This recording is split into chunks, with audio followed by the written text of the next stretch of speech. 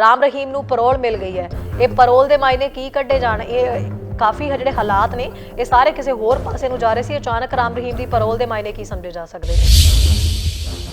ਸਭ ਤੋਂ ਵੱਡੀ ਗੱਲ ਹੈ ਕਿ ਪੈਰੋਲ ਇਸ ਮੌਕੇ ਤੇ ਮਿਲਣਾ ਜਦੋਂ ਕਿ ਇਸ ਵੇਲੇ ਸਾਰੇ ਦੀ ਨਿਗਾਹਾਂ ਜਿਹੜੀਆਂ ਨੇ ਉਹ 2022 ਦੀਆਂ ਚੋਣਾਂ ਨੂੰ ਲੈ ਕੇ। ਬੇਲ ਸਿਰਫ 2 ਦਿਨ ਦੀ ਹੈ, ਪੈਰੋਲ ਸਿਰਫ 2 ਦਿਨ ਦੀ ਹੈ, ਪਰ ਇਸ 2 ਦਿਨਾਂ ਦੀ ਪੈਰੋਲ ਨੇ ਹੀ ਬਹੁਤ ਜ਼ਿਆਦਾ ਵਕਤ ਪਾਤਾ ਹੈ। ਸਿਆਸਤ ਬੜੀ ਪਖਾ ਦਿੱਤੀ ਹੈ ਔਰ ਬੜੇ ਵੱਖਰੇ ਵੱਖਰੇ ਮਾਇਨੇ ਇਸ ਚੀਜ਼ ਦੇ ਕੱਢੇ ਜਾ ਰਹੇ ਨੇ। ਇਸ ਦੇ ਪਿੱਛੇ ਸਭ ਤੋਂ ਵੱਡੀ ਗੱਲ ਹੈ, ਜੇ ਪੋਲੀਟੀਕਲੀ ਆਪਾਂ ਦੇਖੀਏ ਤਾਂ ਸਭ ਤੋਂ ਜ਼ਿਆਦਾ ਰੌਲਾ ਪੈ ਰਿਹਾ ਹੈ ਬੀਜੇਪੀ ਦਾ, ਕਿ ਬੀਜੇਪੀ ਜਿਹੜੀ ਹੈ ਉਹ ਲਾਹਾ ਲੈਣਾ ਚਾਹੁੰਦੀ ਹੈ ਖਾਸ ਤੌਰ ਤੇ ਪੰਜਾਬ ਦੀਆਂ ਚੋਣਾਂ ਦੇ ਵਿੱਚ। ਪਰ ਉਸ ਤੋਂ ਵੀ ਅਹਿਮ ਗੱਲ ਇਹ ਹੈ ਕਿ ਜਿੱਥੇ ਇੱਕ ਪਾਸੇ ਡੇਰਾ ਪ੍ਰੇਮੀ ਗ੍ਰਿਫਤਾਰ ਹੁੰਦੇ ਨੇ, ਦੂਜੇ ਪਾਸੇ ਇਹਨਾਂ ਕੋਈ ਪੁੱਛਗਿੱਛ ਹਜੇ ਨਹੀਂ ਹੋਈ, ਤਾਂ ਕੀ ਕੋਈ ਸਬੂਤ ਬਾਹਰ ਮੌਜੂਦ ਨੇ, ਕੋਈ ਅਜਿਹੇ ਚੀਜ਼ਾਂ ਬਾਹਰ ਮੌਜੂਦ ਨੇ ਜਿਨ੍ਹਾਂ ਦਾ ਕੱਲ ਨੂੰ ਡੇਰੇ ਸਾਹਿਬ ਨੂੰ ਕੱਲ ਨੂੰ ਕੋਈ ਖਤਰਾ ਹੋ ਸਕਦਾ ਹੈ, ਕਿ ਉਹਨਾਂ ਨੂੰ ਕੋਈ ਮਿਟਾਉਣ ਦੀ ਕੋਸ਼ਿਸ਼ ਹੋ ਸਕਦੀ ਹੈ, ਜਾਂ ਕੋਈ ਅਜਿਹੀ ਕੋਸ਼ਿਸ਼ ਹੋ ਸਕਦੀ ਹੈ ਕਿ ਜਿਸ ਦੇ ਨਾਲ ਬਾਹਰ ਆ ਕੇ ਕਿਸੇ ਤਰੀਕੇ ਦਾ ਕੋਈ ਅਜਿਹਾ ਮਾਹੌਲ ਬਣਾਇਆ ਜਾਏ ਜਿਹੜਾ ਕਿ 2022 ਤੱਕ ਜਿਹੜਾ ਉਸ ਮਾਹੌਲ ਨੂੰ ਲੈ ਕੇ ਜਾਇਆ ਜਾ ਸਕੇ।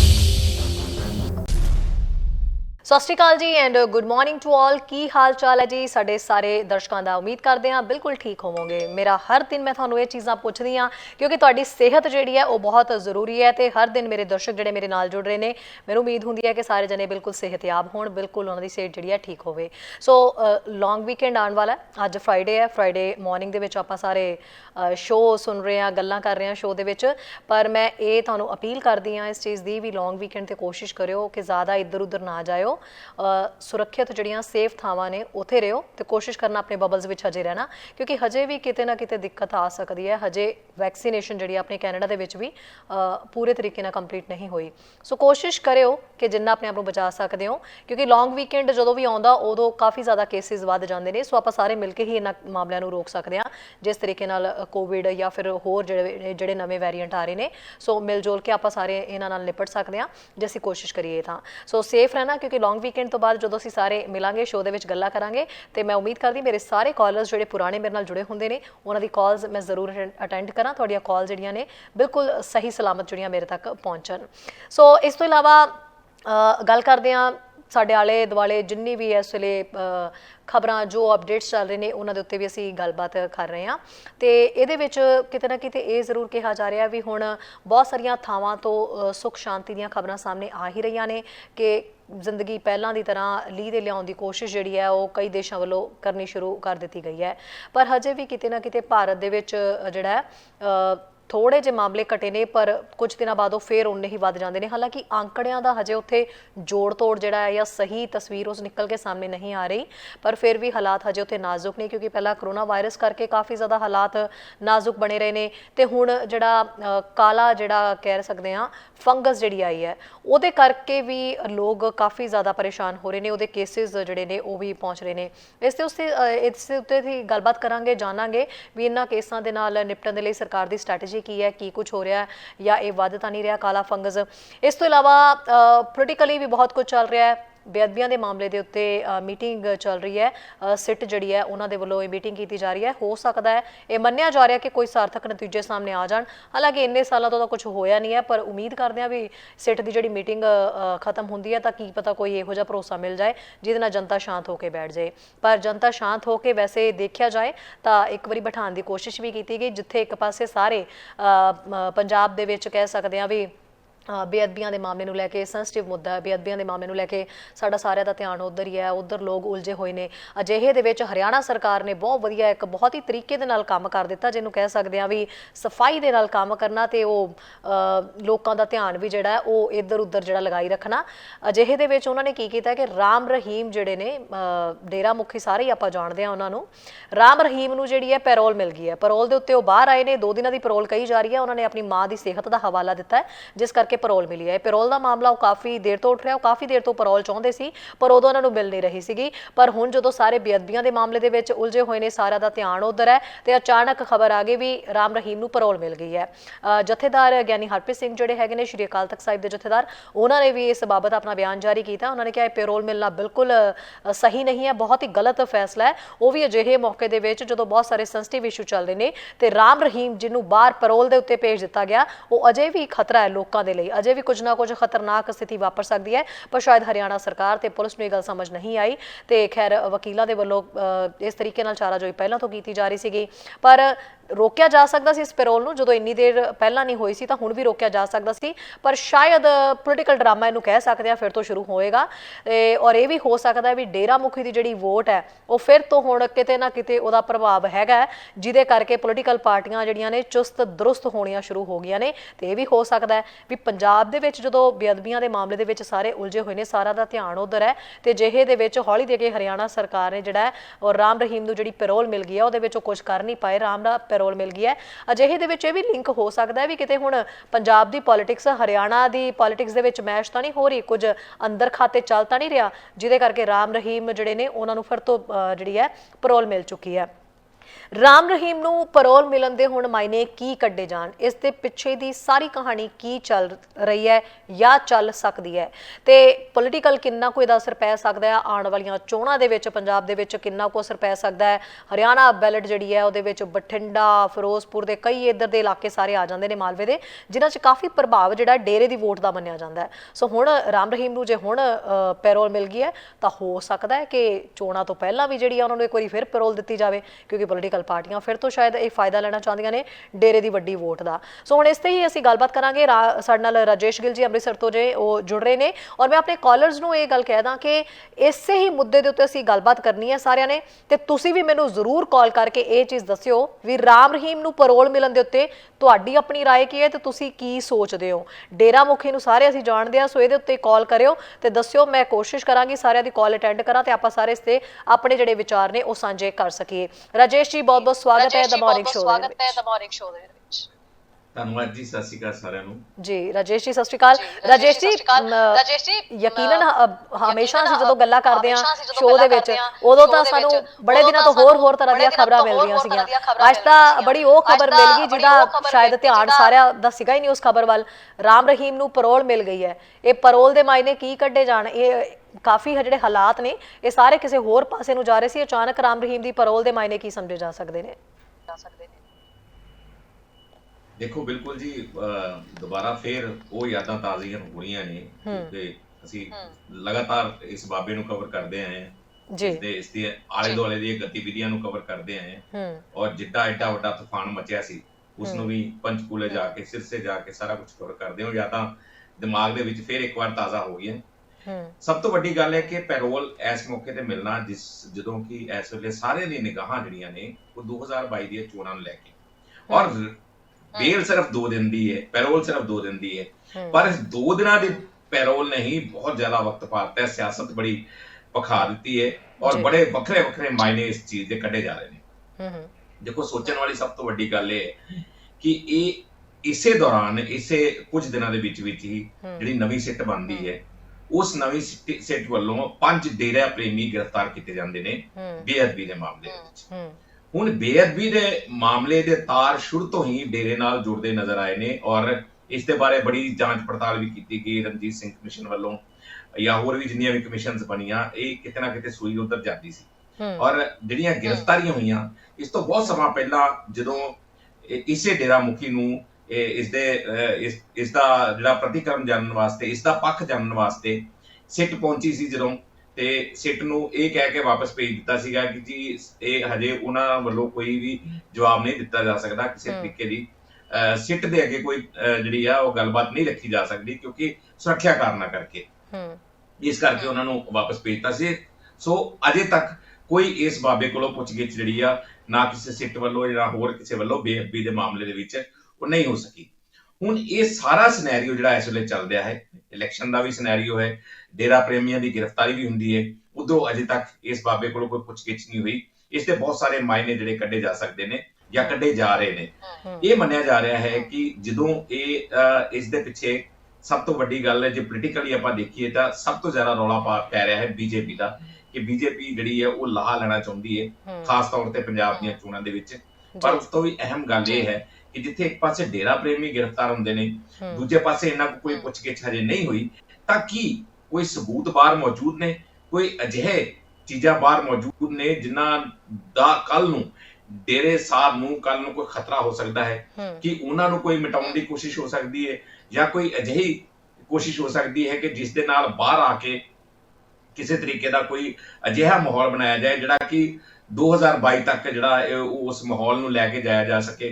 ਕਿਉਂਕਿ ਪੈਰੋਕਾਰ ਅਜੇ ਵੀ ਨੇ, ਅਜੇ ਵੀ ਇਹ ਪਤਾ ਚੱਲ ਰਿਹਾ ਹੈ ਕਿ ਜਿਹੜੇ ਪੈਰੋਕਾਰ ਨੇ ਉਹ ਕਿਤੇ ਨਾ ਕਿਤੇ ਸਰਗਰਮੀ ਉਹਨਾਂ ਦੀ ਵੀ ਤੇਜ਼ ਹੋ ਰਹੀ ਹੈ। ਇਹ ਵੀ ਚੀਜ਼ਾਂ ਜਿਹੜੀਆਂ ਸਾਹਮਣੇ ਆ ਰਹੀਆਂ ਨੇ। ਸੋ ਸਭ ਤੋਂ ਵੱਡੀ ਗੱਲ ਹੈ, ਇੱਕ ਜੇ ਬਾਬੇ ਦੇ ਆਪਣੇ ਕੇਸਾਂ ਨੂੰ ਲੈ ਕੇ ਜੇ ਗੱਲ ਕਰੀਏ, ਜਾਂ ਪੰਜਾਬ ਦੇ ਵਿੱਚ ਜਿਹੜਾ ਮੁੱਖ ਮੁੱਦਾ ਉਹ ਸਿਰਫ ਤੇ ਸਿਰਫ ਬੇਅਦਬੀ ਦਾ ਮੁੱਦਾ ਹੈ, ਜਿਸ ਨੂੰ ਲੈ ਕੇ ਇਹ ਜਿਹੜੀ ਸਾਰੀ ਸਿਆਸਤ ਪੱਕੀ ਹੋਈ ਹੈ, ਉਸ ਦੇ ਆਲੇ ਦੁਆਲੇ ਕਾਫੀ ਦਿਨਾਂ ਤੋਂ ਸਿਆਸਤ ਚੱਲ ਰਹੀ ਹੈ। ਤਾਂ ਉਸ ਦੌਰਾਨ ਜਦੋਂ ਇਹ ਚੀਜ਼ ਹੁੰਦੀ ਹੈ ਤਾਂ ਸਾਰੀਆਂ ਚੀਜ਼ਾਂ ਆਪਸ ਦੇ ਵਿੱਚ ਜੁੜਦੀਆਂ ਨਜ਼ਰ ਆਉਂਦੀਆਂ ਨੇ, ਤੇ ਉਸ ਦੀ ਜਿਹੜੀ ਤਾਰ ਨੇ ਉਹ ਪਹੁੰਚਦੇ ਨੇ 2022 ਦੇ ਇਲੈਕਸ਼ਨਾਂ ਤੱਕ। ਔਰ ਫਿਰ ਨਾ ਹੁੰਦਾ ਹੈ ਬੀਜੇਪੀ ਦਾ, ਕਿ ਬੀਜੇਪੀ ਵੱਲੋਂ ਦੇਖੋ ਸਭ ਤੋਂ ਵੱਡੀ ਗੱਲ ਕਿ ਜਦੋਂ ਕੁਝ ਲੋਕ ਇਹ ਵੀ ਕਹਿਣਗੇ ਕਿ ਜਦੋਂ ਬਾਬੇ ਦੀ ਗ੍ਰਿਫਤਾਰੀ ਹੋਈ, ਜਦੋਂ ਸਾਰੇ ਕੇਸਿਸ ਚੱਲੇ, ਉਹ ਕੇਸਿਸ ਬੀਜੇਪੀ ਦੀ ਸਰਕਾਰ ਦੇ ਦੌਰਾਨ ਹੀ ਚੱਲੇ, ਔਰ ਉਦੋਂ ਸਾਰੀਆਂ ਗ੍ਰਿਫਤਾਰੀਆਂ ਹੋਈਆਂ, ਸਾਰਾ ਕੁਝ ਉਦੋਂ ਹੋਇਆ। ਇਹ ਵੀ ਕਹਿਣਗੇ ਕਿ ਬੀਜੇਪੀ ਹੁਣ ਕਿਵੇਂ ਲਾਹਾ ਲੈਣਾ ਚਾਹੇਗੀ। ਸਭ ਤੋਂ ਵੱਡੀ ਗੱਲ ਹੈ ਕਿ ਜਦੋਂ ਉਦੋਂ ਦੇਖੋ ਉਦੋਂ ਅਸੀਂ ਜਾ ਕੇ ਕਵਰ ਕਰਦੇ ਰਹੇ ਹਾਂ, ਜੋ ਕੁਝ ਉੱਥੇ ਹੋਇਆ ਉਹ ਸਾਰਿਆਂ ਨੂੰ ਪਤਾ ਕੀ ਕੁਝ ਹੋਇਆ ਸੀ। ਤੇ ਉਸ ਵੇਲੇ ਜਿਹੜੀ ਕੋਰਟ ਆ, ਅਦਾਲਤ ਆ, ਉਹ ਝਾੜ ਝੰਬ ਕਰ ਰਹੀ ਸੀ ਬੀਜੇਪੀ ਸਰਕਾਰ ਦੀ ਉਦੋਂ, ਕਿ ਤੁਸੀਂ ਜਿਹੜੇ ਐਕਸ਼ਨ ਬਣਦੇ ਆ ਤੁਸੀਂ ਐਕਸ਼ਨ ਉਹ ਕਿਉਂ ਨਹੀਂ ਲੈ ਰਹੇ। ਇੰਨੀ ਵੱਡੀ ਸੰਖਿਆ ਦੇ ਵਿੱਚ ਪੰਚਕੂਲੇ ਦੇ ਵਿੱਚ ਜਿਹੜੇ ਡੇਰਾ ਪ੍ਰੇਮੀ ਲੋਕ ਨੇ ਉਹ ਇੰਨੀ ਵੱਡੀ ਸੰਖਿਆ 'ਚ ਕਿਵੇਂ ਇਕੱਠੇ ਹੋ ਗਏ, ਐਡੀ ਵੱਡੀ ਹਿੰਸਾ ਕਿਵੇਂ ਹੋ ਗਈ, ਕਿਵੇਂ ਇੰਨੀ ਵੱਡੀ ਤਾਦਾਦ ਦੇ ਵਿੱਚ ਲੋਕ ਜਿਹੜੇ ਮਾਰੇ ਗਏ, ਉੱਥੇ ਪਤਾ ਨਹੀਂ ਕਿੰਨੇ ਕੁ ਵਹੀਕਲ ਸਾੜ ਦਿੱਤੇ ਗਏ, ਮੀਡੀਆ ਦੀਆਂ ਗੱਡੀਆਂ ਸਾੜ ਦਿੱਤੀਆਂ ਗਈਆਂ, ਕੀ ਕੁਝ ਨਹੀਂ ਹੋਇਆ ਉੱਥੇ। ਉਹ ਸਾਰੀਆਂ ਚੀਜ਼ਾਂ ਜਿਹੜੀਆਂ ਉਹ ਹਿੰਸਾ ਲਈ ਜ਼ਿੰਮੇਦਾਰ ਕੌਣ ਸੀ?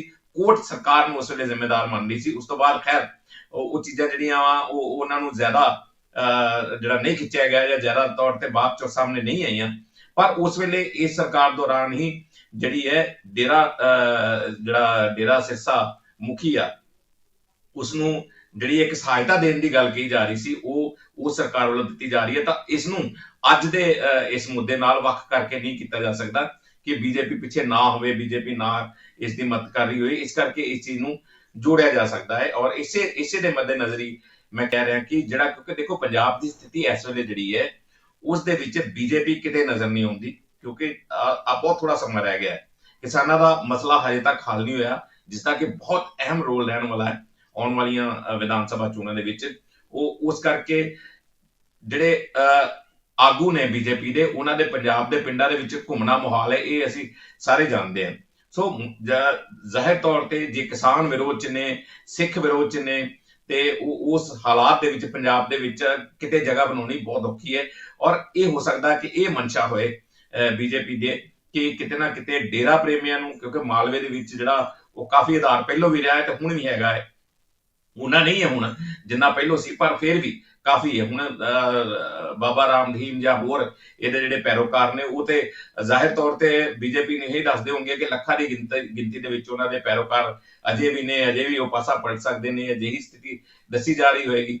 ਤਾਂ ਜ਼ਾਹਿਰ ਤੌਰ ਤੇ ਉਸ ਦਾ ਲਾਹਾ ਲੈਣ ਵਾਸਤੇ ਇਹ ਚੀਜ਼ਾਂ ਜਿਹੜੀਆਂ ਹੋ ਸਕਦੀਆਂ ਨੇ।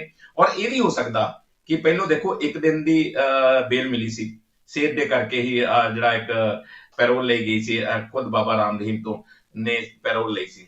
ਉਸ ਤੋਂ ਬਾਅਦ ਇਹ ਵੱਧ ਕੇ 2 ਦਿਨ ਦੀ ਹੋ ਗਈ। ਹੁਣ ਇਹ ਜਿਹੜੀ 2 ਦਿਨ ਦੀ ਹੋਈ ਹੈ, 2 ਦਿਨ ਬਾਅਦ ਜਦੋਂ ਵਾਪਸ ਚਲੇ ਜਾਏਗਾ ਤਾਂ ਇਹ ਹੋ ਜਾਏਗਾ ਜੀ ਇਹ ਅਦਾਲਤ ਦੇ ਹੁਕਮਾਂ ਦੇ ਮੁਤਾਬਕ ਜੋ ਕੁਝ ਹੋ ਰਿਹਾ, ਇਹ ਬੜਾ ਇੱਕ ਕਹਿ ਸਕਦੇ ਹਾਂ ਕਿ ਓਬੀਡੀਐਂਟ ਬਾਬਾ ਵਾ, ਕਿ ਇਹ ਅਦਾਲਤ ਦੇ ਹੁਕਮਾਂ ਮੁਤਾਬਕ ਚੱਲ ਰਿਹਾ, ਤੇ ਇਸ ਨੂੰ 1 ਹਫ਼ਤਾ 2 ਹਫ਼ਤੇ ਇਸ ਤਰ੍ਹਾਂ ਵਧਾਇਆ ਵੀ ਜਾ ਸਕਦਾ। ਇਹ ਚੀਜ਼ਾਂ ਕਰਕੇ ਇਸ ਦਾ ਲਾਹਾ ਲਿਆ ਜਾ ਸਕਦਾ। ਤੇ ਜ਼ਾਹਿਰ ਤੌਰ ਤੇ ਔਰ ਇਹ ਵੀ ਜਿਹੜੀਆਂ ਖਬਰਾਂ ਆ ਰਹੀਆਂ ਨੇ ਕਿ ਹਰਿਆਣਾ ਦੇ ਵਿੱਚ ਜਿਹੜੀ ਆ ਉਹ ਬੜੇ ਲੰਮੇ ਸਮੇਂ ਤੋਂ ਉਹਨਾਂ ਦੀਆਂ ਇਹ ਜਿਹੜੀਆਂ ਤਰਕੀਬਾਂ ਚੱਲਦੀਆਂ ਕਿ ਕਿਸੇ ਤਰੀਕੇ ਨਾਲ ਬਾਬੇ ਨੂੰ ਕੋਈ ਨਾ ਕੋਈ ਲਾਹਾ ਦਿੱਤਾ ਜਾਏ, ਕੋਈ ਅਜਿਹੇ ਤਰੀਕੇ ਨਾਲ। ਔਰ ਦੇਖੋ ਇੱਕ ਹੋਰ ਗੱਲ ਜਿਹੜੀ ਮੈਂ ਭੁੱਲ ਗਿਆ, ਜਿਹੜੀ ਇਹਨਾਂ ਦਿਨਾਂ ਦੇ ਵਿੱਚ ਬਹੁਤ ਚਰਚਾ ਦੇ ਵਿੱਚ ਰਹੀ, ਉਹ ਸੀ ਚਰਚਾ ਰਹੀ ਹੈ ਜਿਹੜੀ ਅਰਦਾਸ ਇੱਕ ਬਾਬੇ ਵੱਲੋਂ ਕੀਤੀ ਗਈ ਹੈ ਨਾ। ਹੁਣ ਉੜਤੇ ਵੀ ਬੜੀ ਸਿਆਸਤ ਚੱਲ ਰਹੀ ਹੈ ਕਿ ਅਰਦਾਸ ਕੀਤੀ ਗਈ, ਅਰਦਾਸ ਦੇ ਵਿੱਚ ਇੱਥੋਂ ਤੱਕ ਕਹਿ ਦਿੱਤਾ ਗਿਆ ਕਿ ਬਾਬਾ ਰਾਮਦੀਨ ਨੂੰ ਜਿਹੜੀ ਆ ਬੇਲ ਮਿਲਣੀ ਚਾਹੀਦੀ ਆ, ਮੁੱਖ ਮੰਤਰੀ ਜਿਹੜਾ ਉਹ ਦਲਿਤ ਹੋਣਾ ਚਾਹੀਦਾ ਹੈ, ਔਰ ਇਹ ਵੀ ਕਿਹਾ ਗਿਆ ਕਿ ਮੋਦੀ ਦਾ ਧੰਨਵਾਦ ਕੀਤਾ ਗਿਆ ਤੇ ਸਾਰੀਆਂ ਚੀਜ਼ਾਂ ਜਿਹੜੀਆਂ ਕਿੱਧਰ ਇਸ਼ਾਰਾ ਕਰਦੀਆਂ ਨੇ ਔਰ ਸਾਰੀਆਂ ਚੀਜ਼ਾਂ ਆਪਸ ਦੇ ਵਿੱਚ ਜੁੜਦੀਆਂ ਨਜ਼ਰ ਆਉਂਦੀਆਂ ਨੇ, ਸਾਰੀਆਂ ਚੀਜ਼ਾਂ ਦੇ ਤਾਰ ਜੁੜਦੇ ਨਜ਼ਰ ਆਉਂਦੇ ਨੇ।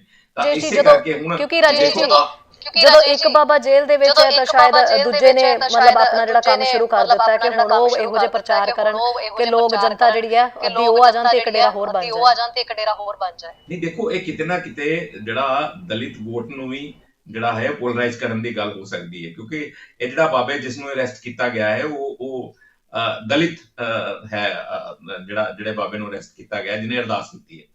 ਤਾਂ ਦੇਖੋ, ਦਲਿਤ ਤੇ ਕਦੀ ਵੀ ਨਹੀਂ ਇਸ ਤਰ੍ਹਾਂ ਦੀਆਂ ਗੱਲਾਂ 'ਚ ਉਹਨਾਂ ਨੇ ਕੀ ਲੈਣਾ ਦੇਣਾ। ਜੇ ਸਾਰੇ ਦਲਿਤ ਦੀ ਆਪਾਂ ਗੱਲ ਕਰ ਲਈਏ, ਸਾਰੇ ਦਲਿਤ ਨੂੰ ਕੀ ਲੈਣਾ ਦੇਣਾ ਇਹਨਾਂ ਚੀਜ਼ਾਂ ਦੇ ਵਿੱਚ ਕਿ ਜੀ ਉਹ ਸਪੈਸ਼ਲੀ ਬਾਬੇ ਦੇ ਹੱਕ ਦੇ ਵਿੱਚ ਇਸ ਤਰ੍ਹਾਂ ਅਰਦਾਸ ਕਰੇ। ਇਹ ਦਲਿਤ ਦਾ ਮੁੱਦਾ ਬਣਾ ਦਿੱਤਾ ਗਿਆ।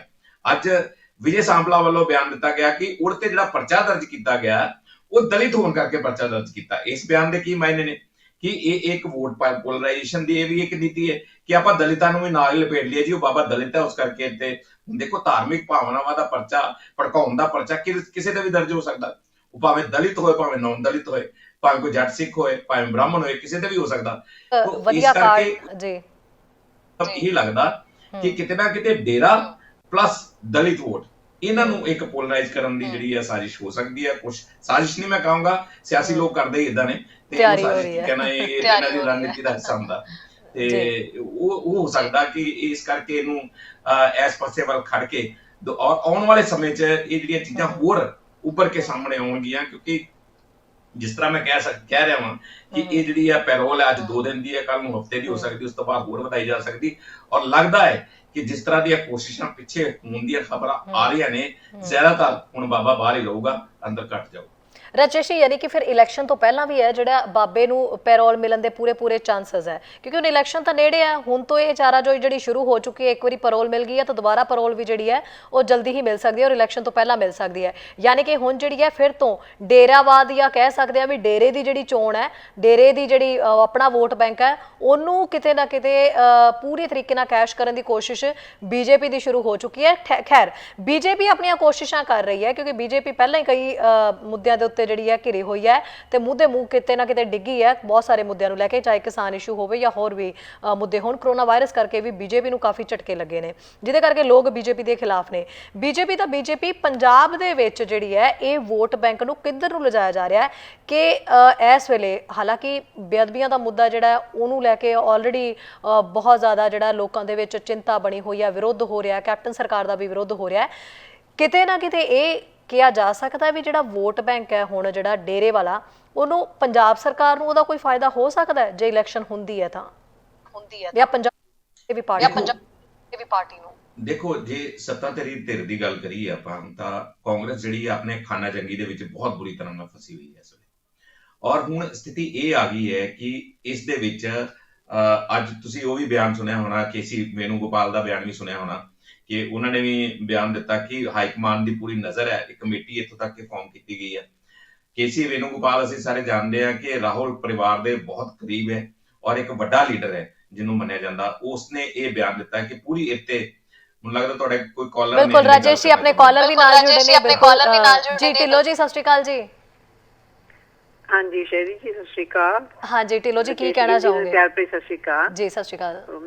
ਹਾਂਜੀ, ਪ੍ਰੋਗਰਾਮ ਸੁਣ ਰਹੀ ਸੀਗੀ। ਮਤਲਬ ਮੈਂ ਰਾਜੇਸ਼ ਜੀ ਨੇ ਬਹੁਤ ਹੀ ਵਧੀਆ ਐਕਸਪਲੇਨ ਕਰਕੇ ਸਾਰਾ ਕੁਝ ਦੱਸਿਆ ਵੀ ਬੜਾ ਤਾਣਾ ਬਾਣਾ ਉਲਝਿਆ ਹੋਇਆ ਇੱਕ ਤਰ੍ਹਾਂ ਦਾ, ਹਨਾ ਜੀ। ਤੇ ਇਹਦੇ ਪਿੱਛੇ ਬੀਜੇਪੀ ਦਾ ਜ਼ਰੂਰ ਕੋਈ ਨਾ ਕੋਈ ਹੱਥ ਹੋ ਸਕਦਾ, ਜਿਵੇਂ ਉਹਨਾਂ ਨੇ ਸਾਰਾ ਐਕਸਪਲੇਨ ਕਰਕੇ ਦੱਸਿਆ। ਕਿਉਂਕਿ ਉਹ ਬੀਜੇਪੀ ਹੁਣ ਉੱਭਰਨ ਦੀ ਕੋਸ਼ਿਸ਼ ਕਰ ਰਹੀ ਹੈ ਪੰਜਾਬ ਵਿੱਚ, ਤੇ ਉਹਦਾ ਹੈ ਨਹੀਂ ਤੇ ਗਾਂ ਜਿਹੜੀਆਂ ਚੋਣਾਂ ਆਣੀਆਂ ਨੇ ਹਨਾ, ਉਹਦੇ ਵਾਸਤੇ ਜਿਸ ਤਰ੍ਹਾਂ ਉਹ ਐਕਸਪਲੇਨ ਕਰਕੇ ਸਾਰਾ ਕੁਝ ਦੱਸ ਰਹੇ ਆ, ਮਤਲਬ ਕਿ ਆਮ ਬੰਦਾ ਵੀ ਸਮਝ ਸਕਦਾ ਵੀ ਇਹਦੇ ਵਿੱਚ ਹੈਗਾ ਪਿੱਛੇ ਇਹੋ ਜਿਹੀ ਕੋਈ ਚਾਲ ਉਹਨਾਂ ਦੀ ਚੱਲ ਰਹੇ ਨੇ ਤਾਂ ਕਿ ਬੀਜੇਪੀ ਦੇ ਕੁਛ ਨਾ ਕੁਛ ਮਤਲਬ ਵੋਟ ਲੈ ਸਕਣ ਕਿਸੇ ਤਰ੍ਹਾਂ। ਜੀ ਬਿਲਕੁਲ। ਢਿੱਲੋਂ ਜੀ, ਤੁਹਾਡਾ ਇਹਦੇ ਤੇ ਕੀ ਕਹਿਣਾ ਹੈ? ਰਾਮ ਰਹੀਮ ਨੂੰ ਜਿਹੜੀ ਪੈਰੋਲ ਮਿਲੀ ਹੈ ਜਾਂ ਰਾਮ ਰਹੀਮ ਵਰਗੇ ਜਿਹੜੇ ਬਾਬੇ ਨੇ, ਤੁਹਾਡਾ ਉੱਤੇ ਕੋਈ ਆਪਣਾ ਹੈਗਾ ਕੁਝ ਕਹਿਣਾ ਚਾਹੋਗੇ ਇਹਨਾਂ ਬਾਬਿਆਂ ਦੇ ਲਈ? ਨਹੀਂ, ਗਲਤ ਹੈ ਜੀ। ਤਾਂ ਦੇਖੋ, ਤੁਸੀਂ ਦੇਖਿਆ ਹੀ ਹੈ ਵੀ ਕਾਫੀ ਕੁਝ ਜੋ ਕੇਸ ਉਹਦੇ ਤੇ ਬਣੇ ਹੋਏ ਨੇ, ਉਹਨੇ ਕਿੰਨੇ ਗਲਤ ਕੰਮ ਕੀਤੇ ਨੇ। ਮਤਲਬ ਇੱਕ ਆਮ ਬੰਦਾ ਵੀ ਸੋਚ ਸਕਦਾ ਵੀ ਜਿਹੜਾ ਬੰਦਾ ਡੇਰਾ ਬਣਾ ਕੇ ਇੰਨੇ ਗਲਤ ਕੰਮ ਕਰ ਸਕਦਾ ਹੈ, ਉਹ ਮਤਲਬ ਆਮ ਲੋਕਾਂ ਵਾਸਤੇ ਬਹੁਤ ਮਾੜੀ ਗੱਲ ਹੈ ਹਨਾ। ਤੇ ਦੂਜੀ ਗੱਲ, ਮੇਰਾ ਕੁਐਸਚਨ ਰਾਜੇਸ਼ ਜੀ ਨੂੰ ਇਹੀ ਹੈ ਹੁਣ ਕਿ ਜਿੱਦਾਂ ਇਹ ਪੈਰੋਲ ਚ ਆਇਆ ਹੁਣ 2 ਦਿਨ ਵਾਸਤੇ ਆਇਆ ਤੇ ਨੈਕਸਟ ਡੇ ਕਹਿ ਰਹੇ ਵੀ ਆ ਸਕਦਾ, ਰੈਗੂਲਰ ਵੀ ਆ ਸਕਦਾ, ਇਹਦੇ ਨਾਲ ਕੀ ਪੰਜਾਬ ਦੇ ਹਾਲਾਤ ਖਰਾਬ ਨਹੀਂ ਹੋਣਗੇ? ਮਤਲਬ ਮਤਲਬ ਇਸ ਔਖਾ ਜਿਹਾ ਟਾਈਮ ਲੱਗ ਰਿਹਾ ਅੱਗੇ ਆਉਣ ਵਾਲਾ, ਹਨਾ। ਬਿਲਕੁਲ ਜੀ, ਬਿਲਕੁਲ ਬਿਲਕੁਲ, ਅਸੀਂ ਇਸ ਤੇ ਗੱਲ ਕਰਾਂਗੇ। ਢਿੱਲੋਂ ਜੀ ਪੁੱਛਦੇ ਹਾਂ ਜੀ ਰਾਜੇਸ਼ ਜੀ ਨੂੰ ਇਹ ਸਵਾਲ। ਬਿਲਕੁਲ, thank you so much Rajesh ji. ਵਾਕਈ ਢਿੱਲੋਂ ਜੀ ਨੇ ਜਿਵੇਂ ਕਿਹਾ, ਇਹੀ ਗੱਲ ਜਿਹੜੇ ਗਿਆਨੀ ਹਰਪ੍ਰੀਤ ਸਿੰਘ ਜੀ ਨੇ, ਜਥੇਦਾਰ ਜਿਹੜੇ ਨੇ ਸ਼੍ਰੀ ਅਕਾਲ ਤਖਤ ਸਾਹਿਬ ਦੇ, ਇਹ ਚਿੰਤਾ ਤਾਂ ਉਹਨਾਂ ਨੇ ਵੀ ਜਤਾਈ ਹੈ। ਉਹਨਾਂ ਨੇ ਵੀ ਆਪਣੀ ਸਟੇਟਮੈਂਟ ਦੇ ਵਿੱਚ ਇਹੀ ਗੱਲ ਕਹੀ ਹੈ ਵੀ ਹਾਲਾਤ ਜਿਹੜੇ ਨੇ ਖਤਰਨਾਕ ਹੋ ਸਕਦੇ ਨੇ।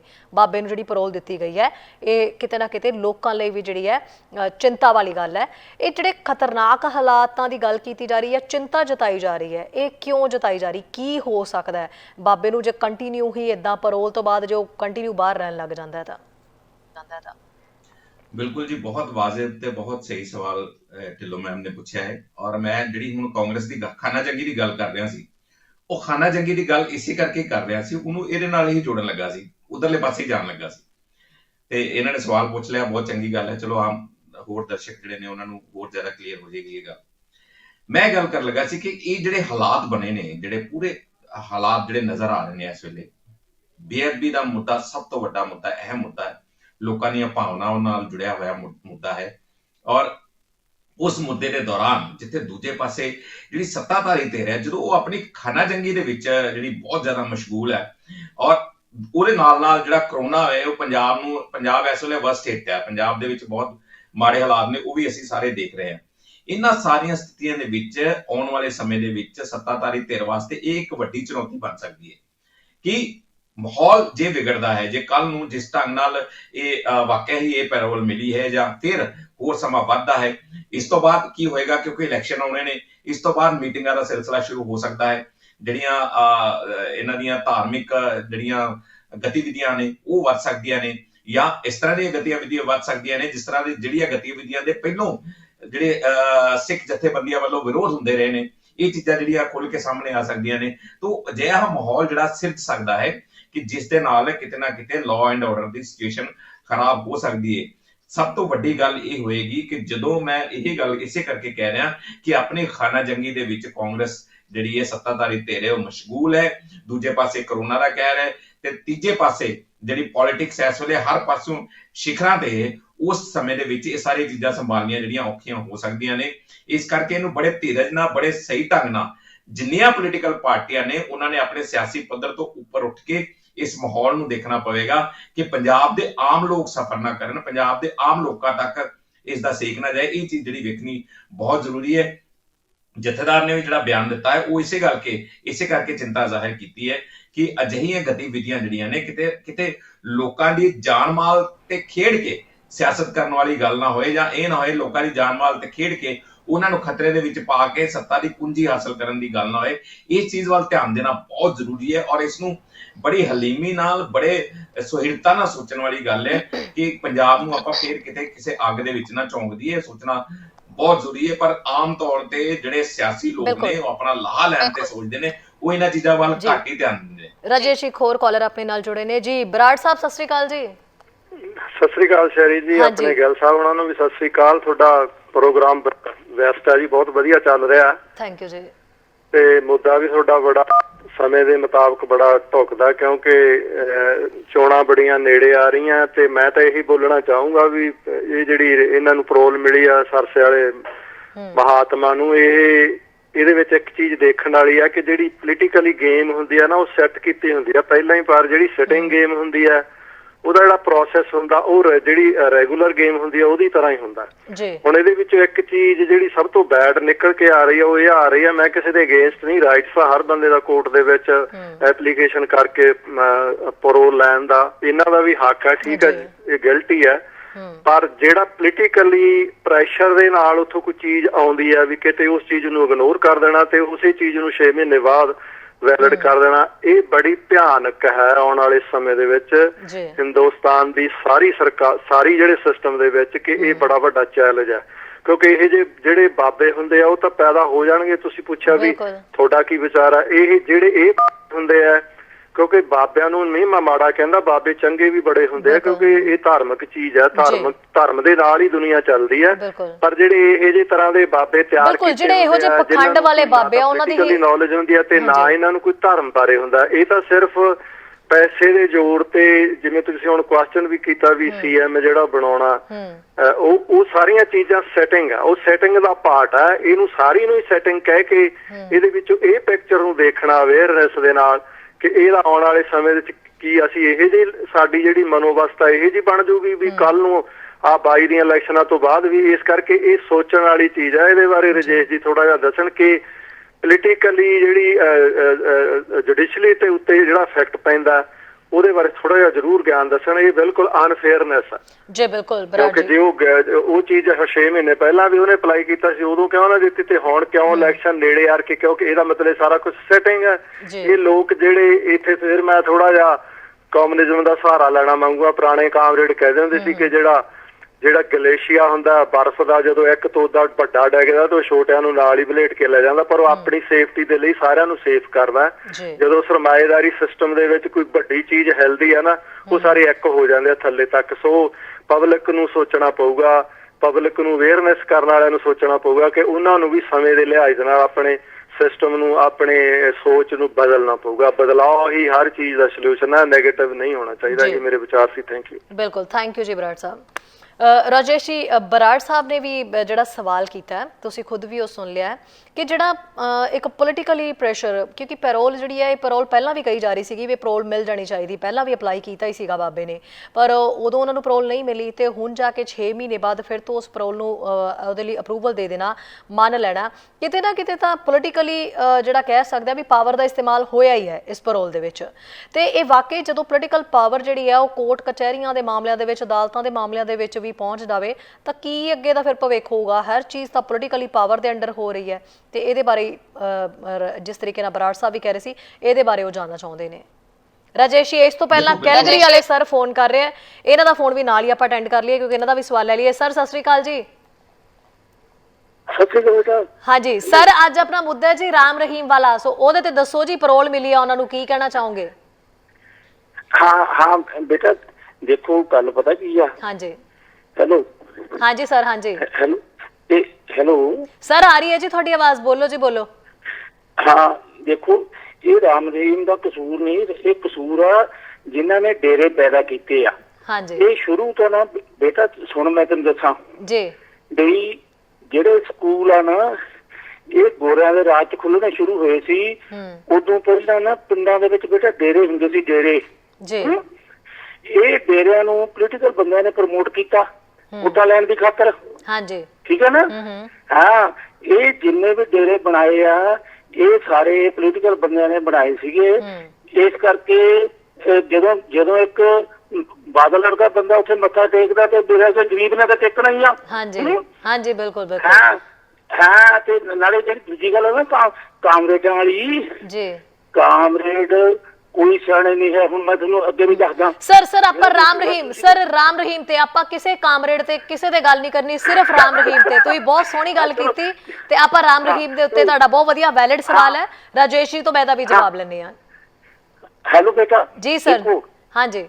ਹਾਂ, ਆਪਾਂ ਹੁਣ ਨਾ ਆਪਾਂ ਪੰਜਾਬ ਦੇ ਵਿੱਚ ਸਾਰਿਆਂ ਨੂੰ ਇਕੱਠੇ ਕਰਨਾ ਵਾ, ਜਿਵੇਂ ਮਰਜ਼ੀ ਇਕੱਠੇ ਕਰੋ। ਦੇਖੋ, ਜਿੰਨਾ ਚਿਰ ਸਾਰਾ ਸਮਾਜ ਇਕੱਠਾ ਨਹੀਂ ਹੁੰਦਾ, ਆਪਣਾ ਪੰਜਾਬ ਨਹੀਂ ਬਚ ਸਕਦਾ। ਬਿਲਕੁਲ ਸਰ, ਬਿਲਕੁਲ। ਹਾਂਜੀ ਹਾਂ, ਇਕੱਠੇ ਹੋ ਕੇ ਦੇਖੋ, ਜੋਤੀ ਬਾਸੂ ਨੇ ਨਾ ਉੱਥੇ ਸਾਰਿਆਂ ਨੂੰ ਇਕੱਠੇ ਕੀਤਾ ਸੀ।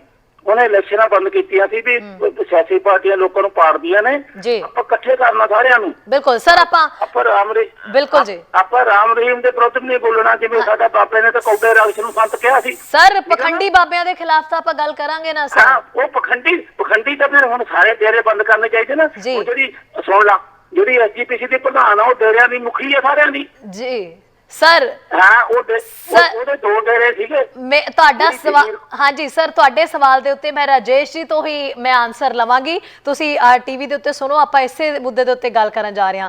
ਰਾਜੇਸ਼ ਜੀ, ਕੈਲਗਰੀ ਵਾਲੇ ਸਰ ਕਈ ਵਾਰੀ ਇਹੋ ਜੀ ਗੱਲ ਮੇਰੇ ਅੱਗੇ ਵੀ ਰੱਖ ਦਿੰਦੇ ਜਿਹੜੀ ਮੇਰੀ ਵੀ ਮੈਂ ਸੁਣੀ ਨਹੀਂ ਹੁੰਦੀ, ਪਰ ਐਨੀਵੇ ਇਹਨਾਂ ਦੇ ਸਵਾਲ ਦੇ ਵਿੱਚੋਂ ਜਿਹੜੀ ਚੀਜ਼ ਮੈਂ ਕੱਢ ਰਹੀ ਹਾਂ ਤੇ ਆਪਾਂ ਉਹਦੇ ਤੇ ਗੱਲ ਜ਼ਰੂਰ ਕਰਾਂਗੇ ਕਿ ਜਿਹੜਾ ਉਹਨਾਂ ਨੇ ਕਿਹਾ ਵੀ ਚਲੋ ਡੇਰੇ ਜਿਹੜੇ ਨੇ ਉਹ ਪੋਲੀਟੀਸ਼ੀਅਨਸ ਹੀ ਬਣਾਉਂਦੇ ਨੇ, ਠੀਕ ਹੈ, ਚਲੋ ਪੋਲੀਟੀਸ਼ੀਅਨਸ ਦੀ ਪਾਵਰ ਜਿਹੜੀ ਹੈ ਉਹ ਇਹਨਾਂ ਡੇਰਿਆਂ ਦੇ ਉੱਤੇ ਕੰਮ ਕਰ ਜਾਂਦੀ ਹੈ। ਇੱਕ ਤਾਂ ਇਹਦੇ ਤੇ ਦੱਸੋ, ਦੂਜਾ ਉਹਨਾਂ ਨੇ ਜਿਹੜੀ ਗੱਲ ਕਹੀ ਸੀਗੀ ਵੀ ਆਪਾਂ ਰਾਮ ਰਹੀਮ ਨੂੰ ਕੁਛ ਨਹੀਂ ਕਵਾਂਗੇ, ਤੇ ਉਸ ਟਾਈਮ ਤੇ ਜਦੋਂ ਤੁਸੀਂ ਸੁਣ ਲਿਆ ਹੋਣਾ ਮੈਂ ਜਵਾਬ ਦਿੱਤਾ ਸੀ ਵੀ ਆਪਾਂ ਪਖੰਡੀ ਬਾਬਿਆਂ ਦੀ ਗੱਲ ਕਰ ਰਹੇ। ਤੁਸੀਂ ਇਹਨਾਂ ਦਾ ਸਵਾਲ ਪੂਰੇ ਤਰੀਕੇ ਨਾਲ ਦੀ ਗੱਲ ਜਿਹੜੀ ਆ ਉਹ ਸੁਣੀ ਹੈ, ਇਹਦੇ ਤੇ ਤੁਸੀਂ ਹੁਣ ਜਵਾਬ ਦਿਵੋ ਵੀ ਇਹਦੇ ਤੇ ਕੀ ਬਣਦਾ, ਕੀ ਬਣ ਸਕਦਾ। ਇੱਕ ਤਾਂ ਜਿਹੜੀ ਪਹਿਲਾਂ ਬਰਾੜ ਸਾਹਿਬ ਨੇ ਪੁੱਛਿਆ ਸੀ ਵੀ ਪੋਲੀਟੀਕਲ ਪਾਵਰ ਜਿਹੜੀ ਹੈ, ਖੈਰ ਉਸ ਸਵਾਲ ਦੇ ਉੱਤੇ ਅਸੀਂ ਗੱਲ ਵੀ ਕਰਨੀ, ਤੇ ਨਾਲ ਹੀ ਇਹ ਵੀ ਦੱਸਿਓ ਵੀ ਡੇਰੇ ਜਿਹੜੇ ਬਣਦੇ ਨੇ ਇਹ ਕੀ ਪੋਲੀਟੀਕਲ ਪਾਵਰ ਦੇ ਅੰਡਰ ਹੀ ਬਣਦੇ ਨੇ ਤੇ ਕਿਹੜੀ ਕਿਹੜੀ ਪੋਲੀਟੀਕਲ ਪਾਵਰ ਯੂਜ਼ ਹੁੰਦੀ ਹੈ। ਤੇ ਵਾਕਈ ਜਦੋਂ ਲੋਕ ਇਸਤੇਮਾਲ ਕਰਦੇ ਨੇ ਜਾਂ ਬਾਦਲ ਵਰਗੇ ਬੰਦੇ ਓਬਵੀਅਸਲੀ ਜਦੋਂ ਵੱਡੇ ਵੱਡੇ ਲੀਡਰ ਜਾ ਕੇ ਬਾਬਿਆਂ ਦੇ ਪੈਰੀ ਪੈ ਜਾਣਗੇ ਜਾਂ ਡੇਰਿਆਂ ਦੇ ਵਿੱਚ ਜਾਣਗੇ ਤੇ ਆਮ ਜਨਤਾ ਤਾਂ ਫਿਰ ਪਿੱਛੇ ਲੱਗ ਹੀ ਜਾਂਦੀ ਹੈ। ਖੈਰ ਇਸ ਦੇ ਉੱਤੇ ਅਸੀਂ ਗੱਲ ਕਰਾਂਗੇ। ਰਾਜੇਸ਼ ਜੀ ਬਿਲਕੁਲ ਦੱਸੋ, ਕੈਲਗਰੀ ਬਾਰੇ ਸਰ ਤੁਸੀਂ ਦੁਬਾਰਾ ਫੋਨ ਕਰ ਰਹੇ ਹੋ, ਪਰ ਪਲੀਜ਼ ਆਪਣੀ ਗੱਲ ਕੰਪਲੀਟ ਹੋ ਗਈ ਹੈ, ਮੈਂ ਅੱਗੇ ਇਸੇ ਮੁੱਦੇ ਤੇ ਗੱਲ ਕਰਨ ਜਾ ਰਹੀ ਹਾਂ, ਸੋ ਹੁਣ ਮੈਂ ਤੁਹਾਡੀ ਕਾਲ ਅਟੈਂਡ ਨਹੀਂ ਕਰ ਪਾਵਾਂਗੀ ਜੀ। ਰਾਜੇਸ਼ ਜੀ ਦੇਖੋ ਬਿਲਕੁਲ ਜੀ, ਇਸ ਤੋਂ ਪਹਿਲਾਂ ਵੀ ਜਿਹੜੀ ਕਾਲ ਕੀਤੀ ਹੈ ਔਰ ਬੜੀ ਉਹਨਾਂ ਨੇ ਵਾਜਿਬ ਗੱਲ ਕਹੀ ਕਿ ਸੈਟਿੰਗ ਹੁੰਦੀ ਹੈ ਔਰ ਹੁੰਦੀ ਹੈ ਸੈਟਿੰਗ, ਇਹ 'ਚ ਕੋਈ ਦੋ ਰਾਏ ਨਹੀਂ। ਡੇਰੇ ਕਿਵੇਂ ਪੈਦਾ ਹੋਏ, ਕਿਵੇਂ ਪੈਦਾ ਨਹੀਂ ਹੋਏ, ਜਾਂ ਇਹ ਜਿਹੜਾ ਇਹ ਦੇਖੋ ਇਹ ਆਪਣੇ ਆਪ 'ਚ ਇੱਕ ਬਹੁਤ ਵੱਡਾ ਮੁੱਦਾ ਹੈ। ਇਹ ਜਿਹੜਾ ਕਿ ਡੇਰੇ ਪੈਦਾ ਕਿਵੇਂ ਹੋਏ ਹਨਾ, ਇਹਦੇ ਉੱਤੇ ਜਿਨ੍ਹਾਂ ਦੀ ਡਿਊਟੀ ਬਣਦੀ ਹੈ ਕਿ ਡੇਰੇ ਪੈਦਾ ਨਹੀਂ ਹੋਣੇ ਚਾਹੀਦੇ, ਉਹ ਅੱਜ ਤੱਕ ਆਪਣੀ ਡਿਊਟੀ ਪੂਰੀ ਨਹੀਂ ਕਰ ਸਕੇ ਔਰ ਇਸੇ ਕਰਕੇ ਇਹ ਮਸ਼ਰੂਮ ਗਰੋਥ ਜਿਹੜੀ ਹੈ ਉਹ ਚੱਲਦੀ ਰਹੀ। ਔਰ ਕੁਝ ਜਿਹੜੇ ਨੇ ਉਹ ਪੋਲੀਟੀਕਲੀ ਇੰਨੇ ਸਟਰੋਂਗ ਹੋ ਜਾਂਦੇ ਨੇ ਕੁਝ ਡੇਰੇ, ਕਿਉਂਕਿ ਉਹ ਸਰਕਾਰਾਂ ਬਣਾਉਣ ਦੀ ਹੈਸੀਅਤ ਦੇ ਵਿੱਚ ਪਹੁੰਚ ਜਾਂਦੇ ਨੇ, ਸਰਕਾਰਾਂ ਡੇਗਣ ਦੀ ਹੈਸੀਅਤ ਦੇ ਵਿੱਚ ਪਹੁੰਚ ਜਾਂਦੇ ਨੇ ਔਰ ਉਹ ਜਿਹੜੇ ਡੇਰੇ ਨੇ ਉਹ ਫਿਰ ਮਨਮਰਜ਼ੀ ਕਰਦੇ ਨੇ। ਉਹਨਾਂ ਦੀ ਜਦੋਂ ਚੱਲਣੀ ਸ਼ੁਰੂ ਹੋ ਜਾਂਦੀ ਹੈ ਔਰ ਅਸੀਂ ਦੇਖ ਹੀ ਲੈਂਦੇ ਹਾਂ ਕਿ ਸਾਰੇ ਜਿੰਨੇ ਵੀ ਕਿਹੜੇ ਵੱਡੇ ਕ੍ਰਾਈਮ ਜਿਹੜੇ ਨੇ ਉਹ ਕੀਤੇ ਹੁੰਦੇ ਨੇ ਤੇ ਉਹਨਾਂ ਦੇ ਕਿਵੇਂ ਪਰਦੇ ਪੈਂਦੇ ਨੇ। ਹੁਣ ਤੇ ਜੋ ਕੁਝ ਹੋਇਆ ਚਲੋ ਖੈਰ ਉਹਦੇ ਵਿੱਚ ਕੋਰਟਾਂ ਦਾ ਵੀ ਰੋਲ ਹੈ, ਉਹਦੇ ਵਿੱਚ ਜਿਹੜੀਆਂ ਸੈਂਟਰਲ ਏਜੰਸੀਜ਼ ਦਾ ਵੀ ਰੋਲ ਹੈ ਤੇ ਉਹਨਾਂ ਨੇ ਜਿਹੜਾ ਸਭ ਕੁਝ ਨੰਗਾ ਕੀਤਾ, ਸਾਰੀਆਂ ਚੀਜ਼ਾਂ ਸਾਹਮਣੇ ਆ ਗਈਆਂ। ਪਰ ਦੂਜੀ ਗੱਲ ਜੇ ਆਪਾਂ ਦੂਸਰੇ ਪਾਸੇ ਗੱਲ ਕਰੀਏ ਕਿ ਜਿਹੜਾ ਮੁੱਦਾ ਵਾ ਮੇਨ ਖਾਸ ਤੌਰ ਤੇ ਜੇ ਆਪਾਂ ਬਾਬਾ ਰਾਮ ਰਹੀਮ ਦੀ ਗੱਲ ਕਰ ਰਹੇ ਹਾਂ, ਇਸ ਦੇ ਵਿੱਚ ਅਸੀਂ ਇਹ ਗੱਲ ਜਿਹੜੀ ਇਹਨਾਂ ਨੇ ਕਾਲਰਸ ਨੇ ਵੀ ਇਹ ਗੱਲ ਕਰਨ ਦੀ ਕੋਸ਼ਿਸ਼ ਕੀਤੀ ਕਿ ਜਿਹੜੇ ਸਿਆਸੀ ਲੀਡਰ ਨੇ ਵੱਡੇ, ਬਾਦਲ ਸਾਹਿਬ ਦਾ ਨਾਮ ਲਿਆ ਕਿ ਉਹ ਜਾ ਕੇ ਉੱਥੇ ਜਦੋਂ ਪੈਰੀ ਡਿੱਗਦੇ ਰਹੇ ਨੇ ਤੇ ਫਿਰ ਆਪਾਂ ਹੋਰ ਕਿਸੇ ਦੀ ਗੱਲ ਕੀ ਕਰੀਏ। ਤੁਹਾਨੂੰ ਯਾਦ ਹੋਣਾ ਕੁਝ ਦਿਨ ਪਹਿਲਾਂ ਹੀ ਬਿਕਰਮ ਮਜੀਠੀਆ ਨੇ ਇੱਕ ਪ੍ਰੈਸ ਕਾਨਫਰੰਸ ਕੀਤੀ ਸੀ ਔਰ ਪ੍ਰੈਸ ਕਾਨਫਰੰਸ ਦੇ ਵਿੱਚ ਉਹਨਾਂ ਨੇ ਇੱਕ ਵੀਡੀਓਜ਼ ਦਿਖਾਈਆਂ ਲੋਕਾਂ ਨੂੰ, ਜਿਸ ਦੇ ਵਿੱਚ ਉਹਨਾਂ ਨੇ ਨਵਜੋਤ ਸਿੰਘ ਸਿੱਧੂ ਜਿਹੜੇ ਕਿ ਅੱਜ ਬੇਅਦਬੀ ਦੇ ਮਾਮਲੇ ਦੇ ਵਿੱਚ ਬਹੁਤ ਵੋਕਲ ਨੇ ਔਰ ਬਹੁਤ ਜ਼ਿਆਦਾ ਜਿਹੜੀਆਂ ਗੱਲਾਂ ਕਰ ਰਹੇ ਨੇ ਨਵਜੋਤ ਸਿੰਘ ਸਿੱਧੂ ਔਰ ਪ੍ਰੋਪਰ ਆਪਣੇ ਆਪ ਨੂੰ ਗੁਰੂ ਦਾ ਸਿੰਘ ਦੱਸ ਕੇ ਜਿਹੜੀਆਂ ਗੱਲਾਂ ਕਰ ਰਹੇ ਨੇ, ਉਹ ਉਹਨਾਂ ਦੀਆਂ ਵੀਡੀਓਜ਼ ਦਿਖਾਈਆਂ ਕਿ ਕਿਵੇਂ ਰਾਧੇ ਮਾਂ ਦੇ ਡੇਰੇ ਤੇ ਜਾ ਕੇ ਉੱਥੇ ਉਹਨੂੰ ਰੱਬ ਕਿਹਾ, ਕਿਵੇਂ ਗੁਰਮੀਤ ਰਾਮ ਰਹੀਮ ਦੇ ਡੇਰੇ ਤੇ ਜਾ ਕੇ ਉੱਥੇ ਉਹਨੂੰ ਜਾ ਕੇ ਰੱਬ ਕਿਹਾ, ਆਸਾ ਰਾਮ ਦੇ ਡੇਰੇ ਤੇ ਜਾ ਕੇ ਉਹਨੂੰ ਰੱਬ ਕਿਹਾ। ਸੋ ਜੇ ਅਸੀਂ ਗੱਲ ਕਿਹਦੀ ਕਰੀਏ ਕਿਹਦੀ ਨਾ ਕਰੀਏ, ਇਹ ਜਿਹੜੇ ਸਿਆਸੀ ਆਗੂ ਨੇ ਇਹ ਸਾਰੇ ਹਮਾਮ ਚ ਨੰਗੇ ਨੇ, ਇਹ ਨਹੀਂ ਕਿਹਾ ਜਾ ਸਕਦਾ। ਇਹ ਹਰ ਕੋਈ ਜਿਹੜਾ ਇਹਨਾਂ ਡੇਰਿਆਂ ਤੋਂ ਲਾਹਾ ਲੈਂਦਾ ਹੈ, ਇਹਨਾਂ ਦਾ ਇਹ ਉਹਨਾਂ ਦਾ ਇਸਤੇਮਾਲ ਕਰਦੇ ਨੇ, ਉਹ ਉਹਨਾਂ ਦਾ ਇਸਤੇਮਾਲ ਕਰਦੇ ਨੇ। ਇਹ ਜਿਹੜੀ ਸੈਟਿੰਗ ਵਾਲੀ ਗੱਲ ਹੈ ਉਹ ਇਹ ਹੈ ਔਰ ਇਸੇ ਕਰਕੇ ਹੀ ਜਿਹੜੇ ਆ ਜੋ ਕੁਝ ਹੋ ਰਿਹਾ ਸਭ ਉਹਦੇ ਕਾਰਨ ਹੀ ਹੋ ਰਿਹਾ। ਇੱਕ ਹੋਰ ਕਾਲਰ ਆਪਾਂ ਨੂੰ ਕਾਫੀ ਸਮੇਂ ਤੋਂ ਕਾਲ ਕਰ ਰਹੇ ਨੇ ਜੀ। ਸਤਿ ਸ਼੍ਰੀ ਅਕਾਲ ਜੀ। ਹਾਂਜੀ ਸੌਰੀ ਜੀ, ਰਿਜੇਸ਼ ਜੀ। ਹਾਂਜੀ ਸਤਿ ਸ਼੍ਰੀ ਅਕਾਲ ਜੀ। ਸਤਿ ਸ਼੍ਰੀ ਅਕਾਲ। ਮੈਂ ਤਾਂ ਇੰਨੀ ਕੀ ਗੱਲ ਕਰਨੀ ਹੈ ਵੀ ਇਹਦੇ ਤਾਂ ਕਰੈਕਟਰ ਤਾਂ ਪਤਾ ਲੱਗ ਗਿਆ ਆਪਣੇ ਦੂਜਾ ਗਵਰਨਮੈਂਟ ਨੂੰ ਬਈ ਇਹ 2-3 ਸਾਲ ਸਜ਼ਾ ਕੱਟ ਕੇ ਤੇ ਇਹਨੂੰ ਪੈਰੋਲ ਮਿਲ ਗਈ ਹੈ ਤੇ ਜਿਹੜੇ ਸਾਡੇ ਮੁੰਡੇ ਵਿਚਾਰੇ 30 ਸਾਲ ਤੋਂ ਬੈਠੇ ਆ ਤੇ ਜੇਲ੍ਹਾਂ ਦੇ ਵਿੱਚ ਉਹਨਾਂ ਨੂੰ ਕਿਸੇ ਨੂੰ ਪੈਰੋਲ ਨਹੀਂ ਮਿਲਦੀ ਤੇ ਉਹਨਾਂ ਦੇ ਦੇਖੋ ਬਈ ਮਾਂ ਵੀ ਮਰ ਗਏ, ਪਿਓ ਵੀ ਮਰ ਗਏ, ਭੁੱਲਰ ਵਰਗੇ ਤੇ ਆਪਣੇ ਦੂਜਾ ਹਮਾਰੇ ਵਰਗੇ ਬੈਠੇ ਆ 30 ਸਾਲ ਦੀਆਂ ਜੇਲ੍ਹਾਂ ਕੱਟ ਲੀਆਂ, ਉਹਨਾਂ ਨੂੰ ਪੈਰੋਲ ਨਹੀਂ ਮਿਲਦੀ। ਉਹ ਬਹੁਤ ਖਤਰਨਾਕ ਆ। ਬਿਲਕੁਲ ਜੀ ਬਿਲਕੁਲ। ਦੁਨੀਆ ਦਾ ਮਾੜਾ ਬਾਬਾ ਵਾ ਇਹਨੇ ਪੈਰੋਲ ਦਿੱਤੀ ਜੀ। ਬਿਲਕੁਲ ਵੋਟਾਂ ਦੇ ਗੱਲਾਂ ਨੇ। ਬਿਲਕੁਲ ਜੀ, ਬਹੁਤ ਵੈਲਿਡ ਸਵਾਲ ਹੈ ਜੀ ਤੁਹਾਡਾ। ਥੈਂਕ ਯੂ ਸੋ ਮਚ ਗੱਲ ਕਰਨ ਲਈ ਜੀ। ਗਰੇਵਾਲ ਜੀ ਸਤਿ ਸ਼੍ਰੀ ਅਕਾਲ। ਸਤਿ ਸ਼੍ਰੀ ਅਕਾਲ ਸ਼ਹਿਰੀ, ਕਿੱਦਾਂ ਕੀ ਹਾਲ ਹੈ? ਹਾਂਜੀ ਜੀ ਬਿਲਕੁਲ ਠੀਕ ਆ ਜੀ, ਅਸੀਂ ਠੀਕ ਆ ਜੀ। ਤੁਸੀਂ ਦੱਸੋ ਬਾਬੇ ਨੂੰ ਪੈਰੋਲ ਮਿਲ ਗਈ ਹੈ, ਕਿੱਦਾਂ ਦਾ ਤੁਹਾਨੂੰ ਲੱਗ ਰਿਹਾ? ਬਾਜੀ ਇਹ ਚੰਗੀ ਗੱਲ ਨਹੀਂ ਹੈਗੀ। ਮੈਂ ਤਾਂ ਬਹੁਤ ਦਿਨਾਂ ਤੋਂ ਕੱਲ ਅਰਦਾਸ ਵੀ ਸੁਣੀ ਸੀਗੀ ਤਾਂ ਉਹ ਦੂਜਾ ਅਰਦਾਸ ਵੀ ਲੋਕਾਂ ਨੂੰ ਜ਼ਾਹਰ ਕਰ ਦਿੱਤਾ ਵੀ ਉਹਨਾਂ ਨੇ ਆਪਣੇ ਜੋ ਮਨ ਵਿੱਚ ਸੀਗੀ ਉਹਦੀ ਬਾਬੇ ਤੋਂ ਅਰਦਾਸ ਕਰਦੀ, ਪਰ ਗਲਤ ਗੱਲ ਹੋਈ ਹੈ ਇਹ ਜੀ। ਬਿਲਕੁਲ ਪਰ ਬਿਲਕੁਲ ਇਹ ਮਿਲਣਾ ਨਹੀਂ ਚਾਹੀਦਾ। ਇਹ ਬਾਬਾ ਕਹਿੰਦੇ ਨੂੰ ਸ਼ਰਮ ਆਉਣੀ ਚਾਹੀਦੀ ਹੈ ਕਿ ਬਾਬਾ ਕਿੱਧਰੋਂ ਇੰਨਾ ਗੰਦਾ ਬੰਦਾ ਜਿਹੜਾ ਹੈਗਾ ਦੱਸ ਨਹੀਂ ਸਕਦੇ, ਜੋ ਬੋਲ ਨਹੀਂ ਸਕਦੇ ਜੀ। ਬਿਲਕੁਲ ਗਲਤ ਗੱਲ ਹੋਈ ਹੈ। ਮੈਂ ਇੰਨਾ ਕੀ ਕਹਿਣਾ ਚਾਹੁੰਦੀ ਹਾਂ ਜੀ। ਜੀ ਥੈਂਕ ਯੂ ਗਰੇਵਾਲ ਜੀ। Thank you Rakesh. ਬਹੁਤ ਸੋਹਣੀ ਗੱਲਬਾਤ, ਮੈਂ ਸਾਰੀਆਂ ਗੱਲਾਂ ਸੁਣੀਆਂ, ਮੈਂ ਕੱਲ ਦੀ ਵੀ ਸੁਣਦੀ ਆਈ ਇਹਦੇ ਬਾਰੇ ਬਹੁਤ ਗੱਲ ਵਕਦਾ ਹੈ ਜੀ। ਬਿਲਕੁਲ ਜੀ ਬਿਲਕੁਲ। ਓਕੇ ਸ਼ਾਇਦ ਥੈਂਕ ਯੂ ਜੀ। ਰਾਜੇਸ਼ ਜੀ ਜਿਹੜੇ ਪਹਿਲੇ ਇਸ ਤੋਂ ਪਹਿਲਾਂ ਜਿਹੜੀ ਕਾਲ ਆਈ ਸੀਗੀ ਉਹ ਕਾਲਰਸ ਨੇ ਵੀ ਬੜੀ ਵੈਲਿਡ ਜਿਹੜੀ ਗੱਲ ਕਹੀ ਹੈ ਵੀ ਇੰਨੇ ਸਮਿਆਂ ਤੋਂ ਇਹ ਗੱਲ ਗਿਆਨੀ ਹਰਪ੍ਰੀਤ ਸਿੰਘ ਜਿਹੜੇ ਜਥੇਦਾਰ ਨੇ ਉਹਨਾਂ ਨੇ ਵੀ ਇਹੀ ਗੱਲ ਕਹੀ ਆ ਵੀ ਇੰਨੇ ਸਮਿਆਂ ਦੇ ਉੱਤੋਂ ਜਿਹੜੇ ਮੁੰਡੇ ਜਿਹੜੇ ਲੋਕ ਵਿਚਾਰੇ ਜੇਲ੍ਹਾਂ ਦੇ ਵਿੱਚ ਆਪਣੀਆਂ ਸਜ਼ਾ ਕੰਪਲੀਟ ਵੀ ਕਰ ਚੁੱਕੇ ਨੇ, ਉਮਰ ਕੈਦ ਤੱਕ ਵੀ ਉਹਨਾਂ ਨੇ ਆਪਣੀ ਭੁਗਤ ਲਈ ਹੋਈ, ਅੱਜ ਤੱਕ ਵੀ ਉਹ ਰਿਹਾ ਨਹੀਂ ਹੋ ਰਹੇ, ਉੱਥੇ ਹੀ ਸਾਰੇ ਅਟਕੇ ਹੋਏ ਨੇ, ਉਹਨਾਂ ਵਾਸਤੇ ਕੁਝ ਸੋਚਿਆ ਨਹੀਂ ਜਾ ਰਿਹਾ ਤੇ ਜਿਹੜੇ ਇਹ ਰਾਮ ਰਹੀਮ ਵਰਗੇ ਬੰਦੇ ਨੇ ਇਹਨਾਂ ਨੂੰ ਪੈਰੋਲ ਦੇ ਉੱਤੇ ਬਾਹਰ ਜਿਹੜਾ ਲਿਆਂਦਾ ਜਾ ਰਿਹਾ। ਇਸੇ ਹੀ ਅਸੀਂ ਟੌਪਿਕ ਤੇ ਹੁਣ ਗੱਲ ਕਰਾਂਗੇ। ਬਸਰਾ ਜੀ ਦੀ ਕਾਲ ਨਾਲ ਅਟੈਂਡ ਕਰ ਲਈਏ। ਜੀ ਬਸਰਾ ਜੀ, ਸਤਿ ਸ਼੍ਰੀ ਅਕਾਲ ਜੀ। हेलो, हाँ जी, सत श्री अकाल जी। सत श्री अकाल जी। जी मैं बोलना जी। जी सर, हाँ जी सर, दसो जी। ਇੱਥੇ ਗੱਲਬਾਤ ਹੋ ਰਹੀ ਹੈ ਜੀ। जी सर, राम रहीम ते गलबात हो रही जी, ਉਹਨੂੰ ਪੈਰੋਲ ਮਿਲ ਗਈ, ਕੀ ਕਹਿਣਾ ਚਾਹੋਗੇ ਤੁਸੀਂ? ਜਲਦੀ ਜਲਦੀ ਗੱਲ ਕੰਪਲੀਟ ਕਰ ਦਿਓ। ਮੈਂ ਕਹਿਣਾ ਚਾਹਣਾ ਜੀ, ਪਹਿਲੀ ਗੱਲ ਤਾਂ ਦੇਖੋ ਜਿਹਨੂੰ ਬਾਬੇ ਨੂੰ ਸਜ਼ਾ ਮਿਲੀ ਆ ਉਦੋਂ ਪੰਚਕੂਲਾ ਸਾੜਾ ਫੁੱਕਾ ਗਿਆ, ਵਹੀਕਲ ਸਾਡੇ ਫੁੱਕੇ ਗਏ, ਕੀ ਕੁਝ ਹੋਇਆ ਕੀ ਕੁਝ ਨਹੀਂ ਹੋਇਆ, ਕੀ ਇੰਨਾ ਕਹਿਤਾ ਬਾਬੇ ਨੇ ਉਦੋਂ ਉਸ ਮੌਕੇ ਤੇ ਲੋਕੀ ਵੀ ਮਰੇ। ਤੇ ਫਿਰ ਇਸ ਤੋਂ ਇਲਾਵਾ ਕੀ ਦੇਖੋ ਵੀ ਇਹ ਬਾਬੇ ਨੂੰ ਪੈਰੋਲ ਮਿਲਣੀ ਸਹੀ ਹੈ ਕਿ ਨਹੀਂ ਸਹੀ। ਦੂਜੀ ਗੱਲ ਮੈਂ ਇਹ ਪੁੱਛਣਾ ਚਾਹੁੰਦਾ ਵਾ ਸਾਡੀ ਗੁਰੂ ਜੀ ਨੂੰ ਵੀ ਇਹ ਪੈਰੋਲ ਹਾਈ ਕੋਰਟ ਦਿੰਦਾ ਕਿ ਨਾ ਜੇਲ੍ਹ ਦੇ ਅਧਿਕਾਰੀ ਦਿੰਦੇ ਨੇ? जी सर, कोर्ट वालों जी इस जी सर बसरा जी इससे ਅਸੀਂ ਗੱਲ ਕਰਦੇ ਹਾਂ ਜੀ, ਤੁਸੀਂ ਟੀਵੀ ਤੇ ਸੁਣ ਸਕਦੇ ਹੋ। Thank you sir. ਓਕੇ ਜੀ ਇੱਕ ਹੋਰ ਕਾਲਰ ਆਪਣੇ ਨਾਲ ਜੁੜ ਰਹੇ ਨੇ। ਜੀ ਸਤਿ ਸ਼੍ਰੀ ਅਕਾਲ ਜੀ। ਸਤਿ ਸ੍ਰੀ ਅਕਾਲ। ਹਾਂਜੀ ਜੀ, ਕੀ ਜੀ ਜੀ ਜੀ ਕੀ ਕਹਿਣਾ ਚਾਹੋਗੇ ਜੀ? ਮੈਂ ਇਹ ਕਹਿਣਾ ਚਾਹੁੰਦੀ ਹਾਂ ਵੀ ਜਦੋਂ ਇਹ ਜਿਹੜੀਆਂ ਸਰਕਾਰਾਂ ਆ, ਕੋਈ ਵੀ ਆਪਣੇ ਮੋਦੀ ਦੀ ਆ ਭਾਵੇਂ ਰਾਜੇ ਦੀ ਆ, ਹਨਾ ਜੀ, ਇਹ ਹੁਣ ਇਹ ਨਹੀਂ ਦੇਖਦੀਆਂ ਪਈ ਦੇਸ਼ ਰੁੜਦਾ ਜਾਂਦਾ, ਦੇਸ਼ ਦਾ ਬੁਰਾ ਹਾਲ ਆ। ਇਹ ਦੇਖਦੀਆਂ ਵੀ ਸਾਡਾ ਪੱਲੜਾ, ਸਾਡੀ ਜਿਹੜੀ ਕੁਰਸੀ ਹਮੇਸ਼ਾ ਉੱਚੀ ਰਹੇ।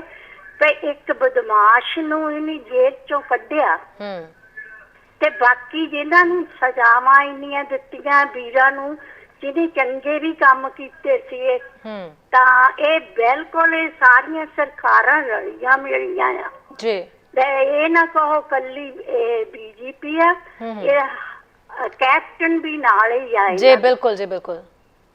ਹਾਂਜੀ, ਸਤਿ ਸ੍ਰੀ ਅਕਾਲ ਜੀ। ਸਤਿ ਸ਼੍ਰੀ ਅਕਾਲ ਜੀ, ਥੈਂਕ ਯੂ ਸੋ ਮਚ। ਜੀ ਰਾਜੇਸ਼ ਜੀ, ਇਸ ਤੋਂ ਪਹਿਲਾਂ ਜਿਹੜਾ ਮੈਂ ਟੌਪਿਕ ਕਿਹਾ ਸੀ ਵੀ ਆਪਾਂ ਉਸ ਤੇ ਗੱਲ ਕਰਾਂਗੇ। ਬਸਰਾ ਜੀ ਤੁਹਾਡੀ ਕੋਲ ਹੋਲਡ ਤੇ ਹੈ। ਬਸਰਾ ਜੀ, ਮੇਰੀ ਆਵਾਜ਼ ਆ ਰਹੀ ਹੈ ਜੀ ਤੁਹਾਨੂੰ? ਓਕੇ ਰਾਜੇਸ਼ ਜੀ, ਅਸੀਂ ਗੱਲ ਕਰ ਰਹੇ ਸੀਗੇ ਇਸ ਤੋਂ ਪਹਿਲਾਂ ਜਿਸ ਤਰੀਕੇ ਨਾਲ ਸਵਾਲ ਪਹਿਲਾਂ ਵੀ ਕਈ ਕਾਲਰਸ ਨੇ ਹੀ ਕੀਤਾ ਵੀ ਜਿਹੜੀ ਪੋਲੀਟੀਕਲ ਪਾਵਰ ਹੈ, ਖੈਰ ਉਹਦੀ ਨਾਲ ਨਾਲ ਗੱਲ ਹੋ ਰਹੀ ਹੈ, ਔਰ ਜਿਹੜੇ ਜੇਲ੍ਹਾਂ ਦੇ ਵਿੱਚ ਆਲਰੇਡੀ ਆਪਣੀਆਂ ਸਜ਼ਾਵਾਂ ਕੱਟ ਚੁੱਕੇ ਨੇ, ਜਿਹੜੇ ਵਿਚਾਰੇ ਉਮਰ ਕੈਦ ਦੀ ਸਜ਼ਾ ਤੋਂ ਬਾਹਰ ਵੀ ਜਿਹੜੇ ਬਾਹਰ ਨਹੀਂ ਆ ਪਾਉਂਦੇ, ਉਹਨਾਂ ਲਈ ਕੋਈ ਵੀ ਕੇਸ ਨਹੀਂ ਲੜਦਾ।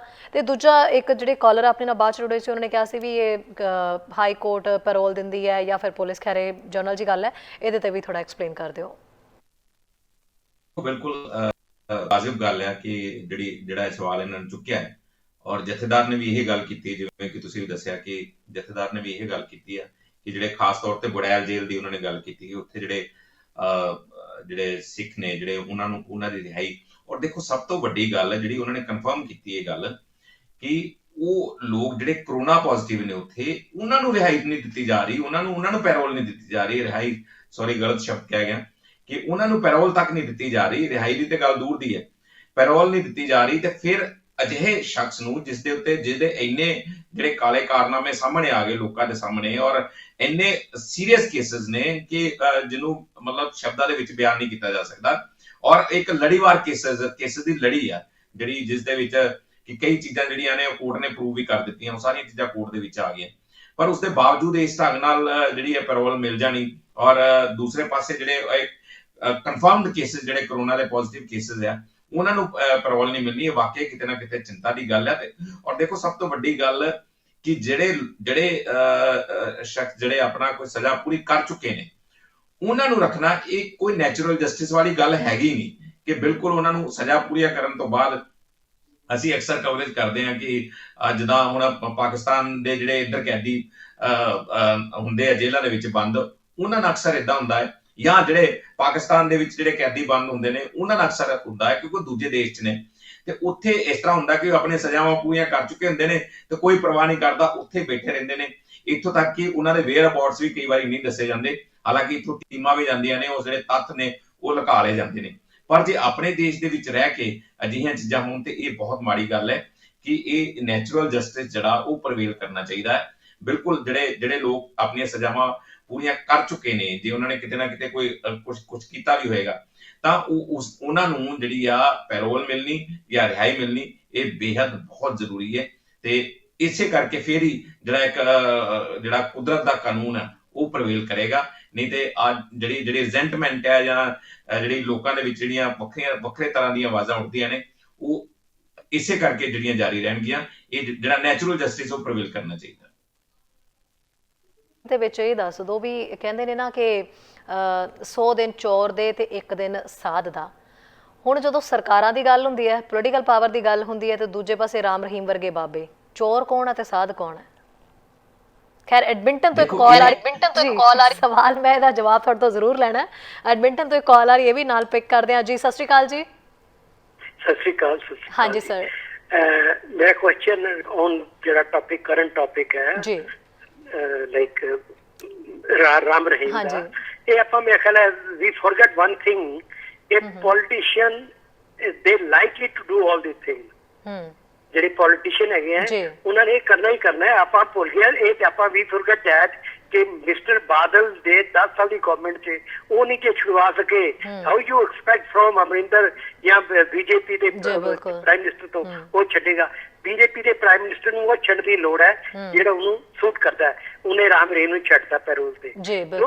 ਲੈਟਸ ਟਾਕ ਅਬਾਊਟ ਦੈਟ ਕਿ ਵੀ ਜਿਹੜੇ 10 ਸਾਲ ਸਾਡੀ ਪੋਲੀਟੀਕਲ ਅਕਾਲੀ ਗਵਰਨਮੈਂਟ ਸੀ ਉਹਨਾਂ ਨੇ ਨਹੀਂ ਬਿਲਕੁਲ ਕੋਈ ਐਕਸ਼ਨ ਲਿਆ, ਨਾ ਉਹਨੇ ਇੰਟਰਸਟ ਲਿਆ, ਨਾ ਕੋਈ ਐਜ਼ ਇਫ ਕਿ ਜਿਵੇਂ ਉਹਨਾਂ ਦੇ ਬੰਦੇ ਹੀ ਨਹੀਂ ਹੈਗੇ, ਉਹ ਬਾਹਰ ਪਾਕਿਸਤਾਨ ਦੇ ਹੈਗੇ ਆ। And we are expecting from BJP ਕਿ ਉਹ ਸਾਡੇ ਬੰਦਿਆਂ ਨੂੰ ਛੱਡੇ। ਐਂਡ ਬੀਜੇਪੀ ਨੇ ਜਿਹਨੂੰ ਛੱਡਣਾ ਸੀ ਛੱਡਦਾ। ਐਂਡ ਲੈਟਸ ਹੋਪ ਕਿ ਇਹ ਸ਼ਾਂਤੀ ਰਵੇ, ਪਰ ਨਹੀਂ ਰਹੇਗੀ ਸ਼ਾਂਤੀ। ਉਹਨਾਂ ਨੇ ਛੱਡਿਆ ਇਸੇ ਕਰਕੇ ਹੀ ਹੈ। ਸਿਚੁਏਸ਼ਨ ਗੇਮ ਟੋਟਲੀ ਚੇਂਜ ਕਰਨ ਵਾਸਤੇ ਬੀਜੇਪੀ ਦੇ ਫੇਵਰ ਵਿੱਚ ਤੇ ਮੈਂ ਕਹਿੰਦਾ ਅੱਜ ਦੇ ਟੌਪਿਕ ਵਿੱਚ ਇੰਨਾ ਹੀ ਬੈਟਰ ਹੈਗਾ। ਲੈਟਸ ਨਾਟ ਡਿਸਕਸ ਬਾਕੀ ਜਿਹੜੇ ਤੁਸੀਂ ਕਹਿੰਦੇ ਹੋ ਡੇਰਿਆਂ ਦੀ, ਉਹ ਕਿਤੇ ਵੱਡਾ ਫੁੱਲ ਟਾਈਮ ਪੂਰਾ ਦਿਨ ਦਾ ਤੁਹਾਡਾ ਇੱਕ ਪੂਰਾ ਪ੍ਰੋਗਰਾਮ ਹੈ। ਐਂਡ ਕਿੱਦਾਂ ਡੇਰੇ ਬਣੇ, ਕਿੱਦਾਂ ਕਿਹਨੇ ਬਣਾਏ ਡੇਰੇ, ਧਰਮ ਵਾਸਤੇ ਬਣੇ, ਕਿਹਨੇ ਬਣਾਏ, ਇਹਨਾਂ ਨੂੰ ਪੋਲਿਟਿਕਸ ਵਿੱਚ ਕੌਣ ਲਿਆ, ਇਟਸ ਅ ਡਿਫਰੈਂਟ ਟੌਪਿਕ। ਜੀ ਬਿਲਕੁਲ ਸਰ, ਕੰਸੈਂਟਰੇਟ ਹਾਂਜੀ ਇੱਥੇ ਰੱਖੀਏ ਆਪਣੇ ਆਪ ਨੂੰ। ਜੀ ਬਿਲਕੁਲ, thank you very much. Thank you sir, thank you so much. Okay Gill Sahib, thank you ਜੀ, ਥੈਂਕ ਯੂ ਜੀ। ਜੀ ਰਾਜੇਸ਼ ਜੀ, ਹੁਣ ਸਮਾਂ ਤਾਂ ਵੈਸੇ ਬਹੁਤ ਥੋੜਾ ਰਹਿ ਗਿਆ, ਔਰ ਇਹ ਜਿਹੜੇ ਆਪਣੇ ਕਾਲਰ ਸੀਗੇ ਜਿਨ੍ਹਾਂ ਦੀ ਹੁਣ ਕਾਲ ਆਈ ਹੈ ਇਹ ਵੀ ਬਹੁਤ ਹੀ ਸੂਝ-ਬੂਝ ਦੇ ਨਾਲ ਆਪਣੀ ਗੱਲ ਨੂੰ ਰੱਖਦੇ ਨੇ। ਸੋ ਰਾਜੇਸ਼ ਜੀ, ਮੈਂ ਤੁਹਾਨੂੰ ਇਹ ਪੁੱਛ ਰਹੀ ਸੀਗੀ ਵੀ ਇੱਥੇ ਮਤਲਬ ਚੋਰ ਕੌਣ ਹੈ ਤੇ ਸਾਧ ਕੌਣ ਹੈ? ਜਦੋਂ ਪੋਲੀਟੀਕਲ ਪਾਵਰ ਦੀ ਗੱਲ ਕਰ ਲਈਏ ਤੇ ਜਾਂ ਰਾਮ ਰਹੀਮ ਵਰਗੇ ਬਾਬਿਆਂ ਦੀ, ਕੌਣ ਹੈ ਜੀ ਚੋਰ ਤੇ ਕੌਣ ਹੈ ਸਾਧ? ਕੌਣ ਹੈ ਸਾਧ? ਦੇਖੋ, ਮੈਂ ਤੇ ਕਹੀ ਜਾ ਰਿਹਾ, ਇਹੀ ਗੱਲ ਕਹਿ ਰਿਹਾ ਕਿ ਹਮਾਮ ਦੇ ਵਿੱਚ ਸਾਰੇ ਲੱਗੇ ਨੇ, ਹੈ ਨਾ। ਸਿਆਸਤ ਦੇ ਵਿੱਚ ਸਭ ਚੀਜ਼ਾਂ ਜਾਇਜ਼ ਨੇ। ਜੋ ਕੁਝ ਹੋ ਰਿਹਾ ਹੈ ਇਹ ਅੱਜ ਤੋਂ ਨਹੀਂ ਚੱਲਿਆ ਆ ਰਿਹਾ। ਦੇਖੋ, ਸਭ ਤੋਂ ਵੱਡੀ ਗੱਲ ਕਿ ਇੱਕ ਸਿਧਾਂਤ ਹੈ ਜਿਹੜਾ ਕਿ ਮੀਰੀ ਪੀਰੀ ਦਾ ਸਿਧਾਂਤ ਹੈ, ਜਿਸ ਦੇ ਵਿੱਚ ਧਰਮ ਤੇ ਸਿਆਸਤ ਜਿਹੜੇ ਨਾਲ ਨਾਲ ਚੱਲਦੇ ਨੇ। ਮੈਂ ਨਹੀਂ ਕਹਿ ਰਿਹਾ ਕਿ ਜੋ ਗੁਰੂ ਸਾਹਿਬ ਨੇ ਜੋ ਆਦੇਸ਼ ਦਿੱਤੇ ਸੀਗੇ, ਜੋ ਗੁਰੂ ਸਾਹਿਬ ਰਾਜੇਸ਼ ਜੀ, ਮੈਂ ਆਪਣੀ ਕਹਾਵਤ ਨੂੰ ਫਿਰ ਦੁਹਰਾਉਣਾ ਚਾਹਾਂਗੀ। ਮੇਰੀ ਕਹਾਵਤ ਹੈ 100 ਦਿਨ ਚੋਰ ਦੇ ਤੇ 1 ਦਿਨ ਸਾਧ ਦਾ। ਉਹ 100 ਦਿਨ ਵਾਲਾ ਚੋਰ ਕੌਣ ਹੈ ਤੇ 1 ਦਿਨ ਸਾਧ ਵਾਲਾ ਕੌਣ ਹੈ? ਉੱਥੇ ਹੀ ਆਉਣ ਲੱਗਾ। ਦੇਖੋ, ਗੁਰੂ ਸਾਹਿਬ ਨੇ ਸਾਧ ਹੀ ਬਣਾਏ ਸੀ, ਹਨਾ, ਚੋਰ ਨਹੀਂ ਬਣਾਏ ਸੀ ਉਹਨਾਂ ਨੇ ਚੋਰਾਂ ਦਾ ਮੂੰਹ ਤੋੜਨ ਦਾ ਉਹਨਾਂ ਨੇ ਸੰਦੇਸ਼ ਦਿੱਤਾ ਸੀ, ਚੋਰ ਬਣਨ ਦੀ ਨਹੀਂ ਸੀ ਉਹਨਾਂ ਨੇ ਕਿਹਾ। ਉਹਨਾਂ ਨੇ ਮੀਰੀ ਪੀਰੀ ਦਾ ਸਿਧਾਂਤ ਦਿੱਤਾ ਸੀਗਾ ਇਸ ਕਰਕੇ ਕਿ ਧਰਮ ਤੇ ਸਿਆਸਤ ਜਦੋਂ ਨਾਲ ਚੱਲਣਗੇ ਤਾਂ ਇਸ ਦੇ ਨਾਲ ਆਮ ਲੋਕਾਂ ਦਾ ਭਲਾ ਹੋਊਗਾ, ਔਰ ਧਰਮ ਤੋਂ ਸੇਧ ਲੈ ਕੇ ਜੇ ਸਿਆਸਤ ਚੱਲੇਗੀ ਤਾਂ ਉਸ ਦਾ ਨਿਖਾਰ ਵੱਖਰਾ ਹੀ ਹੋਏਗਾ, ਆਮ ਲੋਕਾਂ ਨੂੰ ਇਨਸਾਫ ਮਿਲੇਗਾ। ਇਹ ਗੱਲ ਸੀ। ਪਰ ਹੁਣ ਧਰਮ ਦਾ ਤਾਂ ਚਿਹਰਾ ਮੂੰਹ ਹੀ ਵਿਗਾੜ ਦਿੱਤਾ। ਧਰਮ ਦੇਖੋ, ਧਰਮ ਕਿੱਥੇ ਪ੍ਰਵੇਲ ਕਰਦਾ? ਧਰਮ ਜੇ ਆਹ ਡੇਰਿਆਂ ਦੇ ਵਿੱਚ ਜਿੱਥੋਂ ਦੀਆਂ ਇਹੋ ਜਿਹੀਆਂ ਗੱਲਾਂ ਨਿਕਲਦੀਆਂ ਪਈਆਂ ਨੇ, ਉਸ ਥਾਂ ਤੇ ਜੇ ਧਰਮ ਪ੍ਰਵੇਲ ਕਰਦਾ ਤੇ ਅਜਿਹੇ ਧਰਮ ਨੂੰ ਕੀ ਸਿਆਸਤ ਦੇ ਨਾਲ ਲੈ ਕੇ ਚੱਲਣਾ ਚਾਹੀਦਾ? ਉਹ ਚੋਰ ਜਿਹੜੇ ਆ, ਹੁਣ ਗੱਲ ਉੱਥੇ ਆ ਗਈ ਕਿ ਉਹ ਚੋਰ ਜਿਹੜੇ ਨੇ, ਚੋਰਾਂ ਨੂੰ ਜੇ ਸਿਆਸਤ ਤੋਂ ਵੱਖਰਾ ਕਰਨਾ, ਜੇ ਸੱਚਾ ਸੁੱਚਾ ਧਰਮ ਪ੍ਰਵੇਲ ਕਰੇਗਾ ਤੇ ਤਦ ਹੀ ਇਹ ਵੱਖਰੇ ਹੋਣਗੇ, ਤਦ ਹੀ ਸਾਨੂੰ ਜਿਹੜਾ ਲੋਕਾਂ ਵਾਸਤੇ ਜਿਹੜਾ ਇਨਸਾਫ ਮਿਲ ਸਕਦਾ। ਜਿਹੜੀ ਮੈਂ ਨੈਚੁਰਲ ਜਸਟਿਸ ਦੀ ਗੱਲ ਕਰ ਰਿਹਾ, ਨੈਚੁਰਲ ਜਸਟਿਸ ਤਦ ਹੀ ਪ੍ਰਵੇਲ ਕਰ ਸਕਦਾ ਜੇ ਆਪਾਂ ਸਹੀ ਧਰਮ ਤੋਂ ਸੇਧ ਲਈਏ, ਜੇ ਅਸੀਂ ਆ ਡੇਰਿਆਂ ਤੇ ਜਾ ਕੇ ਜਿਹੜਾ ਵਾ ਉਹ ਦੇਹਧਾਰੀਆਂ ਦੇ ਜਾ ਕੇ ਪੈਰਾਂ ਦੇ ਡਿੱਗਾਂਗੇ, ਜਾਂ ਅਜਿਹੀਆਂ ਚੀਜ਼ਾਂ ਜਿਹੜੀਆਂ ਇਸ ਥਾਵਾਂ ਤੇ ਜਾਵਾਂਗੇ, ਜਾ ਕੇ ਉਹਨਾਂ ਦੇ ਲੱਖਾਂ ਔਗੁਣ ਸਾਨੂੰ ਦਿਖ ਜਾਣ, ਫਿਰ ਵੀ ਅਸੀਂ ਵੋਟਾਂ ਦੀ ਖਾਤਰ ਉਹਨਾਂ ਦੇ ਪੈਰਾਂ ਤੇ ਡਿੱਗਾਂਗੇ ਜਾਂ ਉਹਨਾਂ ਦੇ ਮੁਤਾਬਕ ਸੇਧ ਲਵਾਂਗੇ, ਤਾਂ ਫਿਰ ਤਾਂ ਜਿਹੜੀ ਆ ਕਹਿ ਸਕਦੇ ਕਿ ਚੋਰ ਕੁੱਤੀ ਰਲੇ ਹੋਏ ਨੇ। ਇਹ ਗੱਲਾਂ ਜਿਹੜੀਆਂ ਕਹਿ ਕੇ ਉਸ ਨੂੰ, ਜੇ ਸਿਆਸਤ ਜਿਹੜੀ ਆ ਉਹ ਜੇ ਉਸ ਪਾਸੇ ਵੱਲ, ਜਿਸ ਪਾਸੇ ਵੱਲ ਚਲੀ ਗਈ ਹੈ, ਉਹ ਬਹੁਤ ਮਾੜਾ ਔਰ ਬਹੁਤ ਮਾੜੇ ਨਤੀਜੇ ਅਸੀਂ ਦੇਖ ਰਹੇ ਹਾਂ। ਉਹ ਸਾਡੇ ਸਾਹਮਣੇ ਸਾਰੇ ਨੇ ਕਿ ਜੇ ਗੁਰੂ ਸਾਹਿਬ ਦੀ ਬੇਅਦਬੀ ਹੋ ਸਕਦੀ ਹੈ ਜਿਸ ਥਾਂ ਤੇ, ਉਹ ਉਸ ਥਾਂ ਤੇ ਇਸ ਤੋਂ ਵੱਡੀ ਗੱਲ ਕੀ ਹੋ ਸਕਦੀ ਹੈ? ਇਸ ਤੋਂ ਵੱਡੀ ਗੱਲ ਤਾਂ ਹੋਰ ਕੋਈ ਨਹੀਂ ਹੋ ਸਕਦੀ। ਇੱਕ ਪਾਸੇ ਆਪਾਂ ਮੇਰੀ ਪੀਰੀ ਦੇ ਸਿਧਾਂਤ ਨੂੰ ਮੰਨਦੇ ਆ, ਦੂਜੇ ਪਾਸੇ ਜਿਹੜੇ ਸਹੀ ਸੇਧ ਦੇਣ ਵਾਲੇ ਨੇ, ਜੇ ਉਹਨਾਂ ਦੀ ਬੇਅਦਬੀ ਹੋ ਰਹੀ ਆ, ਤਾਂ ਇਸ ਤੋਂ ਵੱਡੀ ਗੱਲ ਫਿਰ ਚੋਰ ਨੂੰ ਪਛਾਣਨਾ ਕੋਈ ਔਖਾ ਨਹੀਂ। ਚੋਰ ਨੂੰ ਪਛਾਣਿਆ ਵੀ ਜਾਂਦਾ ਹੈ, ਪਰ ਪਛਾਣਨ ਦੇ ਬਾਵਜੂਦ ਫਿਰ ਅਸੀਂ ਉਹਨਾਂ ਦੇ ਪੈਰਾਂ ਦੇ ਵਿੱਚ ਜਾ ਕੇ ਡਿੱਗਦੇ ਹਾਂ। ਇਹ ਜਿਹੜੀ ਇਹ ਮਾੜੀ ਗੱਲ ਹੈ। ਇਹ ਜੇ ਜਿੱਦਣ ਇਹ ਸਿਆਸੀ ਲੋਕ ਇਹ ਚੀਜ਼ ਸੋਚ ਲੈਣਗੇ ਤਾਂ ਤਦ ਸੁਧਾਰ ਹੋਏਗਾ, ਨਹੀਂ ਤੇ ਇਹ ਸੁਧਾਰ ਹੋਣ ਵਾਲਾ ਜਿਹੜੀ ਆ ਨਹੀਂ। ਦੇਖੋ ਕਹਾਣੀ ਤੇ ਸਾਰੀ ਫਿਰ ਉਸੇ ਪਾਸੇ ਵੱਲ ਤੁਰੀ ਜਾ ਰਹੀ ਹੈ, ਤਾਂ ਫਿਰ ਆਪਾਂ ਕਿਵੇਂ ਕਹਿ ਸਕਦੇ ਹਾਂ ਕਿ ਇਹ ਜਿਹੜੀ ਕਿਸੇ ਤਰੀਕੇ ਦਾ ਸੁਧਾਰ ਹੋ ਸਕਦਾ? ਇਹ ਬਿਆਨ ਦੇਣ ਨੂੰ ਸਾਰੇ ਸਿਆਸੀ ਲੀਡਰ ਤੇਜ਼ ਨੇ। ਸਾਰੇ ਸਿਆਸੀ ਲੀਡਰ ਬਿਆਨ ਦੇਣਗੇ ਜੀ ਫਲਾਣਾ ਡੇਰੇ ਤੇ ਜਾਂਦਾ, ਉਹ ਫਲਾਣਾ ਡੇਰੇ ਤੇ ਜਾਂਦਾ। ਠੀਕ ਹੈ, ਪਹਿਲਾਂ ਆਪਣੀ ਪੀੜੀ ਥੱਲੇ ਸੋਟਾ ਮਾਰ ਲਓ ਕਿ ਤੁਸੀਂ ਕੀ ਕਰਦੇ ਹੋ। ਠੀਕ ਹੈ, ਸਭ ਤੋਂ ਬਾਅਦ ਖੈਰ ਰਾਜੇਸ਼ ਜੀ ਪਤਾ ਲੱਗ ਹੀ ਜਾਊਗਾ ਵੀ ਕਿਹਦਾ ਪਲੜਾ ਭਾਰੀ ਹੋਇਆ, ਤੇ ਉਸ ਤੋਂ ਪਹਿਲਾਂ ਜਿਹੜੇ ਸਿਚੁਏਸ਼ਨ ਕੀ ਚੱਲ ਰਹੀ ਸੀ, ਤੇ ਰਾਮ ਰਹੀਮ ਵਰਗੇ ਬਾਬੇ ਜਿਹੜੇ ਨੇ ਇਹ ਕਿੱਥੇ ਸੀਗੇ, ਤੇ ਵੋਟ ਬੈਂਕ ਕਿੱਧਰ ਨੂੰ ਗਈ। ਇਲੈਕਸ਼ਨ ਦਾ ਰਿਜ਼ਲਟ ਹੀ ਕਾਫੀ ਕੁਝ ਦੱਸ ਦਿੰਦਾ ਹੈ ਜੀ। ਬਿਲਕੁਲ, ਦੇਖੋ ਗੱਲ ਇਹ ਕਿ ਇਲੈਕਸ਼ਨ ਦਾ ਰਿਜ਼ਲਟ ਹੁਣ ਤਾਂ ਖੈਰ ਕੀ ਹੋਣਾ ਵਾ, ਹੁਣ ਉਹ ਚੀਜ਼ ਨਹੀਂ ਬਣ ਸਕਦੀ ਜਿਹੜੀ ਚੀਜ਼ ਕਿਸੇ ਟਾਈਮ ਸੀ, ਜਾਂ ਬੀਜੇਪੀ ਨੂੰ ਪਤਾ ਨਹੀਂ ਹੁਣ ਕਿਹੜੇ ਭਰਮ ਭੁਲੇਖਿਆਂ 'ਚ ਪਾਇਆ ਗਿਆ। ਇਹ ਤੇ ਹੁਣ ਉਹ ਹੀ ਜਾਣਨ, ਜਾਂ ਬੀਜੇਪੀ ਕਿਹੜੇ ਭਰਮ ਭੁਲੇਖਿਆਂ 'ਚ, ਇਹ ਤੇ ਬੀਜੇਪੀ ਜਾਣੇ, ਕਿਉਂਕਿ ਇਲਜ਼ਾਮ ਲੱਗ ਰਹੇ ਨੇ ਬੀਜੇਪੀ ਤੇ ਕਿ ਬੀਜੇਪੀ ਵੱਲੋਂ ਸਾਰਾ ਕੁਝ ਕੀਤਾ ਜਾ ਰਿਹਾ, ਜਾਂ ਕੋਈ ਹੋਰ ਇਹਦਾ ਲਾਹਾ ਲੈਣਾ ਚਾਹੁੰਦਾ ਹੈ, ਤਾਂ ਉਹ ਜਾਣੇ ਕਿ ਕੀ ਇਹਦਾ ਕੀ ਅਸਰ ਹੋ ਸਕਦਾ ਹੈ। ਬਾਕੀ ਸਿਆਸੀ ਪਾਰਟੀਆਂ ਸਾਰੀਆਂ ਉਲਝੀਆਂ ਹੋਈਆਂ ਨੇ ਇਸ ਵੇਲੇ ਕਿਸੇ ਨਾ ਕਿਸੇ ਕਾਰਜ ਦੇ ਵਿੱਚ। ਪਰ ਹੁਣ ਇਹ ਗੱਲ ਜ਼ਰੂਰ ਪੱਕੇ ਤੌਰ ਤੇ ਕਹੀ ਜਾ ਸਕਦੀ ਹੈ ਕਿ ਜਿਹੜੀਆਂ 2022 ਦੀਆਂ ਚੋਣਾਂ ਨੇ ਉਹ ਸਾਰਿਆਂ ਵਾਸਤੇ ਬਹੁਤ ਚੁਣੌਤੀਪੂਰਨ ਹੋਣਗੀਆਂ, ਔਰ ਦੂਸਰੇ ਨੰਬਰ ਤੇ ਬੜੇ ਵੱਡੇ ਖਿਲਾਰੇ ਜਿਹੜੇ ਉਹ ਨਜ਼ਰ ਆਉਣਗੇ। ਥੋੜੇ ਦਿਨਾਂ ਦੇ ਵਿੱਚ ਹੋਰ ਤੁਸੀਂ ਦੇਖੋ ਇਹ ਖਿਲਾਰੇ ਹੋਰ ਵਧਣਗੇ, ਜਿਹੜੇ ਕਿ ਸਾਹਮਣੇ ਮੁਸ਼ਕਲ ਹੋ ਜਾਣਗੇ। ਸ਼ੁਕਰੀਆ ਜੀ ਜਾਣਕਾਰੀ ਸਾਂਝੀ ਕਰਨ ਦੇ ਲਈ। ਤੇ ਜਿੰਨਾ ਦੇਖਦੇ ਆ ਵੀ ਅੱਗੇ ਜਿਹੜਾ ਉਲਝਿਆ ਤਾਣਾ ਬਾਣਾ, ਉਹਦੇ ਤੇ ਅਸੀਂ ਲਗਾਤਾਰ ਗੱਲਬਾਤ ਵੀ ਕਰਦੇ ਰਹੀਏ। ਲੌਂਗ ਵੀਕਐਂਡ ਤੋਂ ਬਾਅਦ ਫਿਰ ਤੋਂ ਵਾਪਸ ਆਵਾਂਗੇ ਨਵੀਂ ਅਪਡੇਟਸ ਦੇ ਨਾਲ ਤੇ ਨਵੀਆਂ ਗੱਲਾਂ ਲੈ ਕੇ। ਧੰਨਵਾਦ ਜੀ। ਸੋ ਰਾਜੇਸ਼ ਜੀ ਸਾਡੇ ਨਾਲ ਜੁੜੇ ਹੋਏ ਸੀ, ਤੇ ਮੁੱਦਾ ਅਸੀਂ ਸਾਰਿਆਂ ਨੇ ਡਿਸਕਸ ਕੀਤਾ ਵੀ ਰਾਮ ਰਹੀਮ ਨੂੰ ਪੈਰੋਲ ਜਿਸ ਤਰੀਕੇ ਨਾਲ ਮਿਲੀ ਹੈ। ਪੈਰੋਲ ਦੇ ਉੱਤੇ ਹਾਲਾਂਕਿ ਅਸੀਂ ਜਾਣਦੇ ਹਾਂ ਵੀ ਬਹੁਤ ਸਾਰੇ ਇਹੋ ਜਿਹੇ ਨੌਜਵਾਨ ਨੇ, ਬਹੁਤ ਸਾਰੇ ਪੰਜਾਬੀ ਨੇ, ਬਹੁਤ ਸਾਰੇ ਸਿੱਖ ਨੇ, ਹੋਰ ਵੀ ਬਹੁਤ ਸਾਰੇ ਅਜਿਹੇ ਲੋਕ ਨੇ ਜਿਹੜੇ ਕਿ ਕਸੂਰਵਾਰ ਨੇ, ਪਰ ਆਪਣੀਆਂ ਸਜ਼ਾਵਾਂ ਜਿਹੜੀਆਂ ਨੇ ਭੁਗਤ ਚੁੱਕੇ ਵੀ ਨੇ ਉਹ, ਪਰ ਉਸਦੇ ਬਾਵਜੂਦ ਵੀ ਕਿਤੇ ਨਾ ਕਿਤੇ ਉਹਨਾਂ ਨੂੰ ਪੈਰੋਲ ਨਹੀਂ ਮਿਲਦੀ, ਬਾਹਰ ਨਹੀਂ ਆ ਪਾਏ, ਰਿਹਾਈ ਨਹੀਂ ਹੋ ਪਾਈ। ਪਰ ਖੈਰ ਬਾਬਿਆਂ ਦੇ ਵਿੱਚ ਇੰਨੀ ਪਾਵਰ ਹੁੰਦੀ ਹੈ, ਔਰ ਰਾਮ ਰਹੀਮ ਦੀ ਸ਼ਾਇਦ ਪਾਵਰ ਇੰਨੀ ਹੈਗੀ ਹੈ ਕਿਉਂਕਿ ਪੋਲੀਟੀਕਲ ਪਾਵਰ ਉਹਨਾਂ ਨੂੰ ਕਾਫੀ ਮਿਲ ਜਾਂਦੀ ਹੈ ਤੇ ਉਹ ਬਚਾ ਜਾਂਦੀ ਹੈ। ਸੋ ਪੈਰੋਲ ਤੇ ਬਾਹਰ ਆ ਗਏ ਨੇ। ਪੈਰੋਲ ਤੇ ਬਾਅਦ ਆਉਣ ਤੋਂ ਬਾਅਦ ਹੁਣ ਦੂਜੀ ਪੈਰੋਲ ਕਦੋਂ ਮਿਲਦੀ ਹੈ ਤੇ ਅੱਗੇ ਦੇ ਜਿਹੜੇ ਸਾਰੇ ਸਰਕਮਸਟੈਂਸਸ ਨੇ ਉਹ ਕਿੱਧਰ ਨੂੰ ਜਾਣਗੇ, ਕੀ ਬਣੇਗੀ ਸਥਿਤੀ। ਸੋ ਕੁੱਲ ਮਿਲਾ ਕੇ ਜਿੰਨੀ ਤਸਵੀਰ ਹੁਣ ਤੱਕ ਦੀ ਇਸ ਮੁੱਦੇ ਦੇ ਉੱਤੇ ਜਦੋਂ ਅਸੀਂ ਡਿਸਕਸ ਵੀ ਕੀਤਾ, ਜੋ ਨਿਕਲ ਕੇ ਸਾਹਮਣੇ ਆਈ ਹੈ, ਉਹਦਾ ਕਨਕਲੂਜਨ ਸਿਰਫ ਇਹੀ ਨਜ਼ਰ ਆਉਂਦਾ ਪਿਆ ਵੀ ਅੱਗੇ ਤਾਣਾ ਬਾਣਾ ਜਿਹੜਾ ਉਹ ਹੋਰ ਉਲਝਣ ਵਾਲਾ ਹੈ। ਸੋ ਇਸ ਉਲਝੇ ਹੋਏ ਤਾਣੇ ਬਾਣੇ ਦੇ ਉੱਤੇ ਅਸੀਂ ਗੱਲਬਾਤ ਕਰਦੇ ਰਵਾਂਗੇ, ਦੇਖਦੇ ਹਾਂ ਕਦੋਂ ਤੱਕ ਜਿਹੜਾ ਇਹ ਸਾਰੀ ਸਿਚੁਏਸ਼ਨ ਹੱਲ ਹੋ ਸਕੇ, ਜਾਂ ਫਿਰ ਇਦਾਂ ਹੀ ਇਹ ਸਭ ਕੁਝ ਚੱਲਦਾ ਰਹੇਗਾ ਤੇ ਅਸੀਂ ਇਦਾਂ ਹੀ ਸ਼ੋਅ ਦੇ ਵਿੱਚ ਇਸ ਬਾਬਤ ਗੱਲਾਂ ਕਰਦੇ ਰਵਾਂਗੇ। ਸੋ ਇਜਾਜ਼ਤ ਦਿਓ ਜੀ, ਔਰ ਸਾਰੇ ਜਣੇ ਆਪਣੇ ਆਪ ਨੂੰ ਸੁਰੱਖਿਅਤ ਰੱਖਿਓ। ਲੌਂਗ ਵੀਕਐਂਡ ਹੈ, ਮੈਂ ਫਿਰ ਤੋਂ ਕਹਿ ਰਹੀ ਹਾਂ, ਆਪਣਾ ਖਿਆਲ ਰੱਖਿਓ, ਤੇ ਲੌਂਗ ਵੀਕਐਂਡ ਤੋਂ ਬਾਅਦ ਆਪਾਂ ਸਾਰੇ ਫਿਰ ਤੋਂ ਦ ਮਾਰਨਿੰਗ ਸ਼ੋਅ ਦੇ ਵਿੱਚ ਮਿਲਾਂਗੇ, ਬਹੁਤ ਸਾਰੀਆਂ ਗੱਲਾਂ ਕਰਾਂਗੇ। ਥੈਂਕ ਯੂ ਸੋ ਮਚ, ਸਤਿ ਸ਼੍ਰੀ ਅਕਾਲ। ਸਾਡਾ ਹਰ ਇੱਕ ਪ੍ਰੋਗਰਾਮ ਦੇਖਣ ਤੇ ਸਾਡੇ ਨਾਲ ਜੁੜਨ ਲਈ ਸਬਸਕ੍ਰਾਈਬ ਕਰੋ ਚੈਨਲ ਪੰਜਾਬੀ ਤੇ ਨੋਟੀਫਿਕੇਸ਼ਨ ਲਈ ਬੈਲ ਆਈਕਨ ਵਾਲੇ ਬਟਨ ਤੇ ਕਲਿੱਕ ਕਰੋ।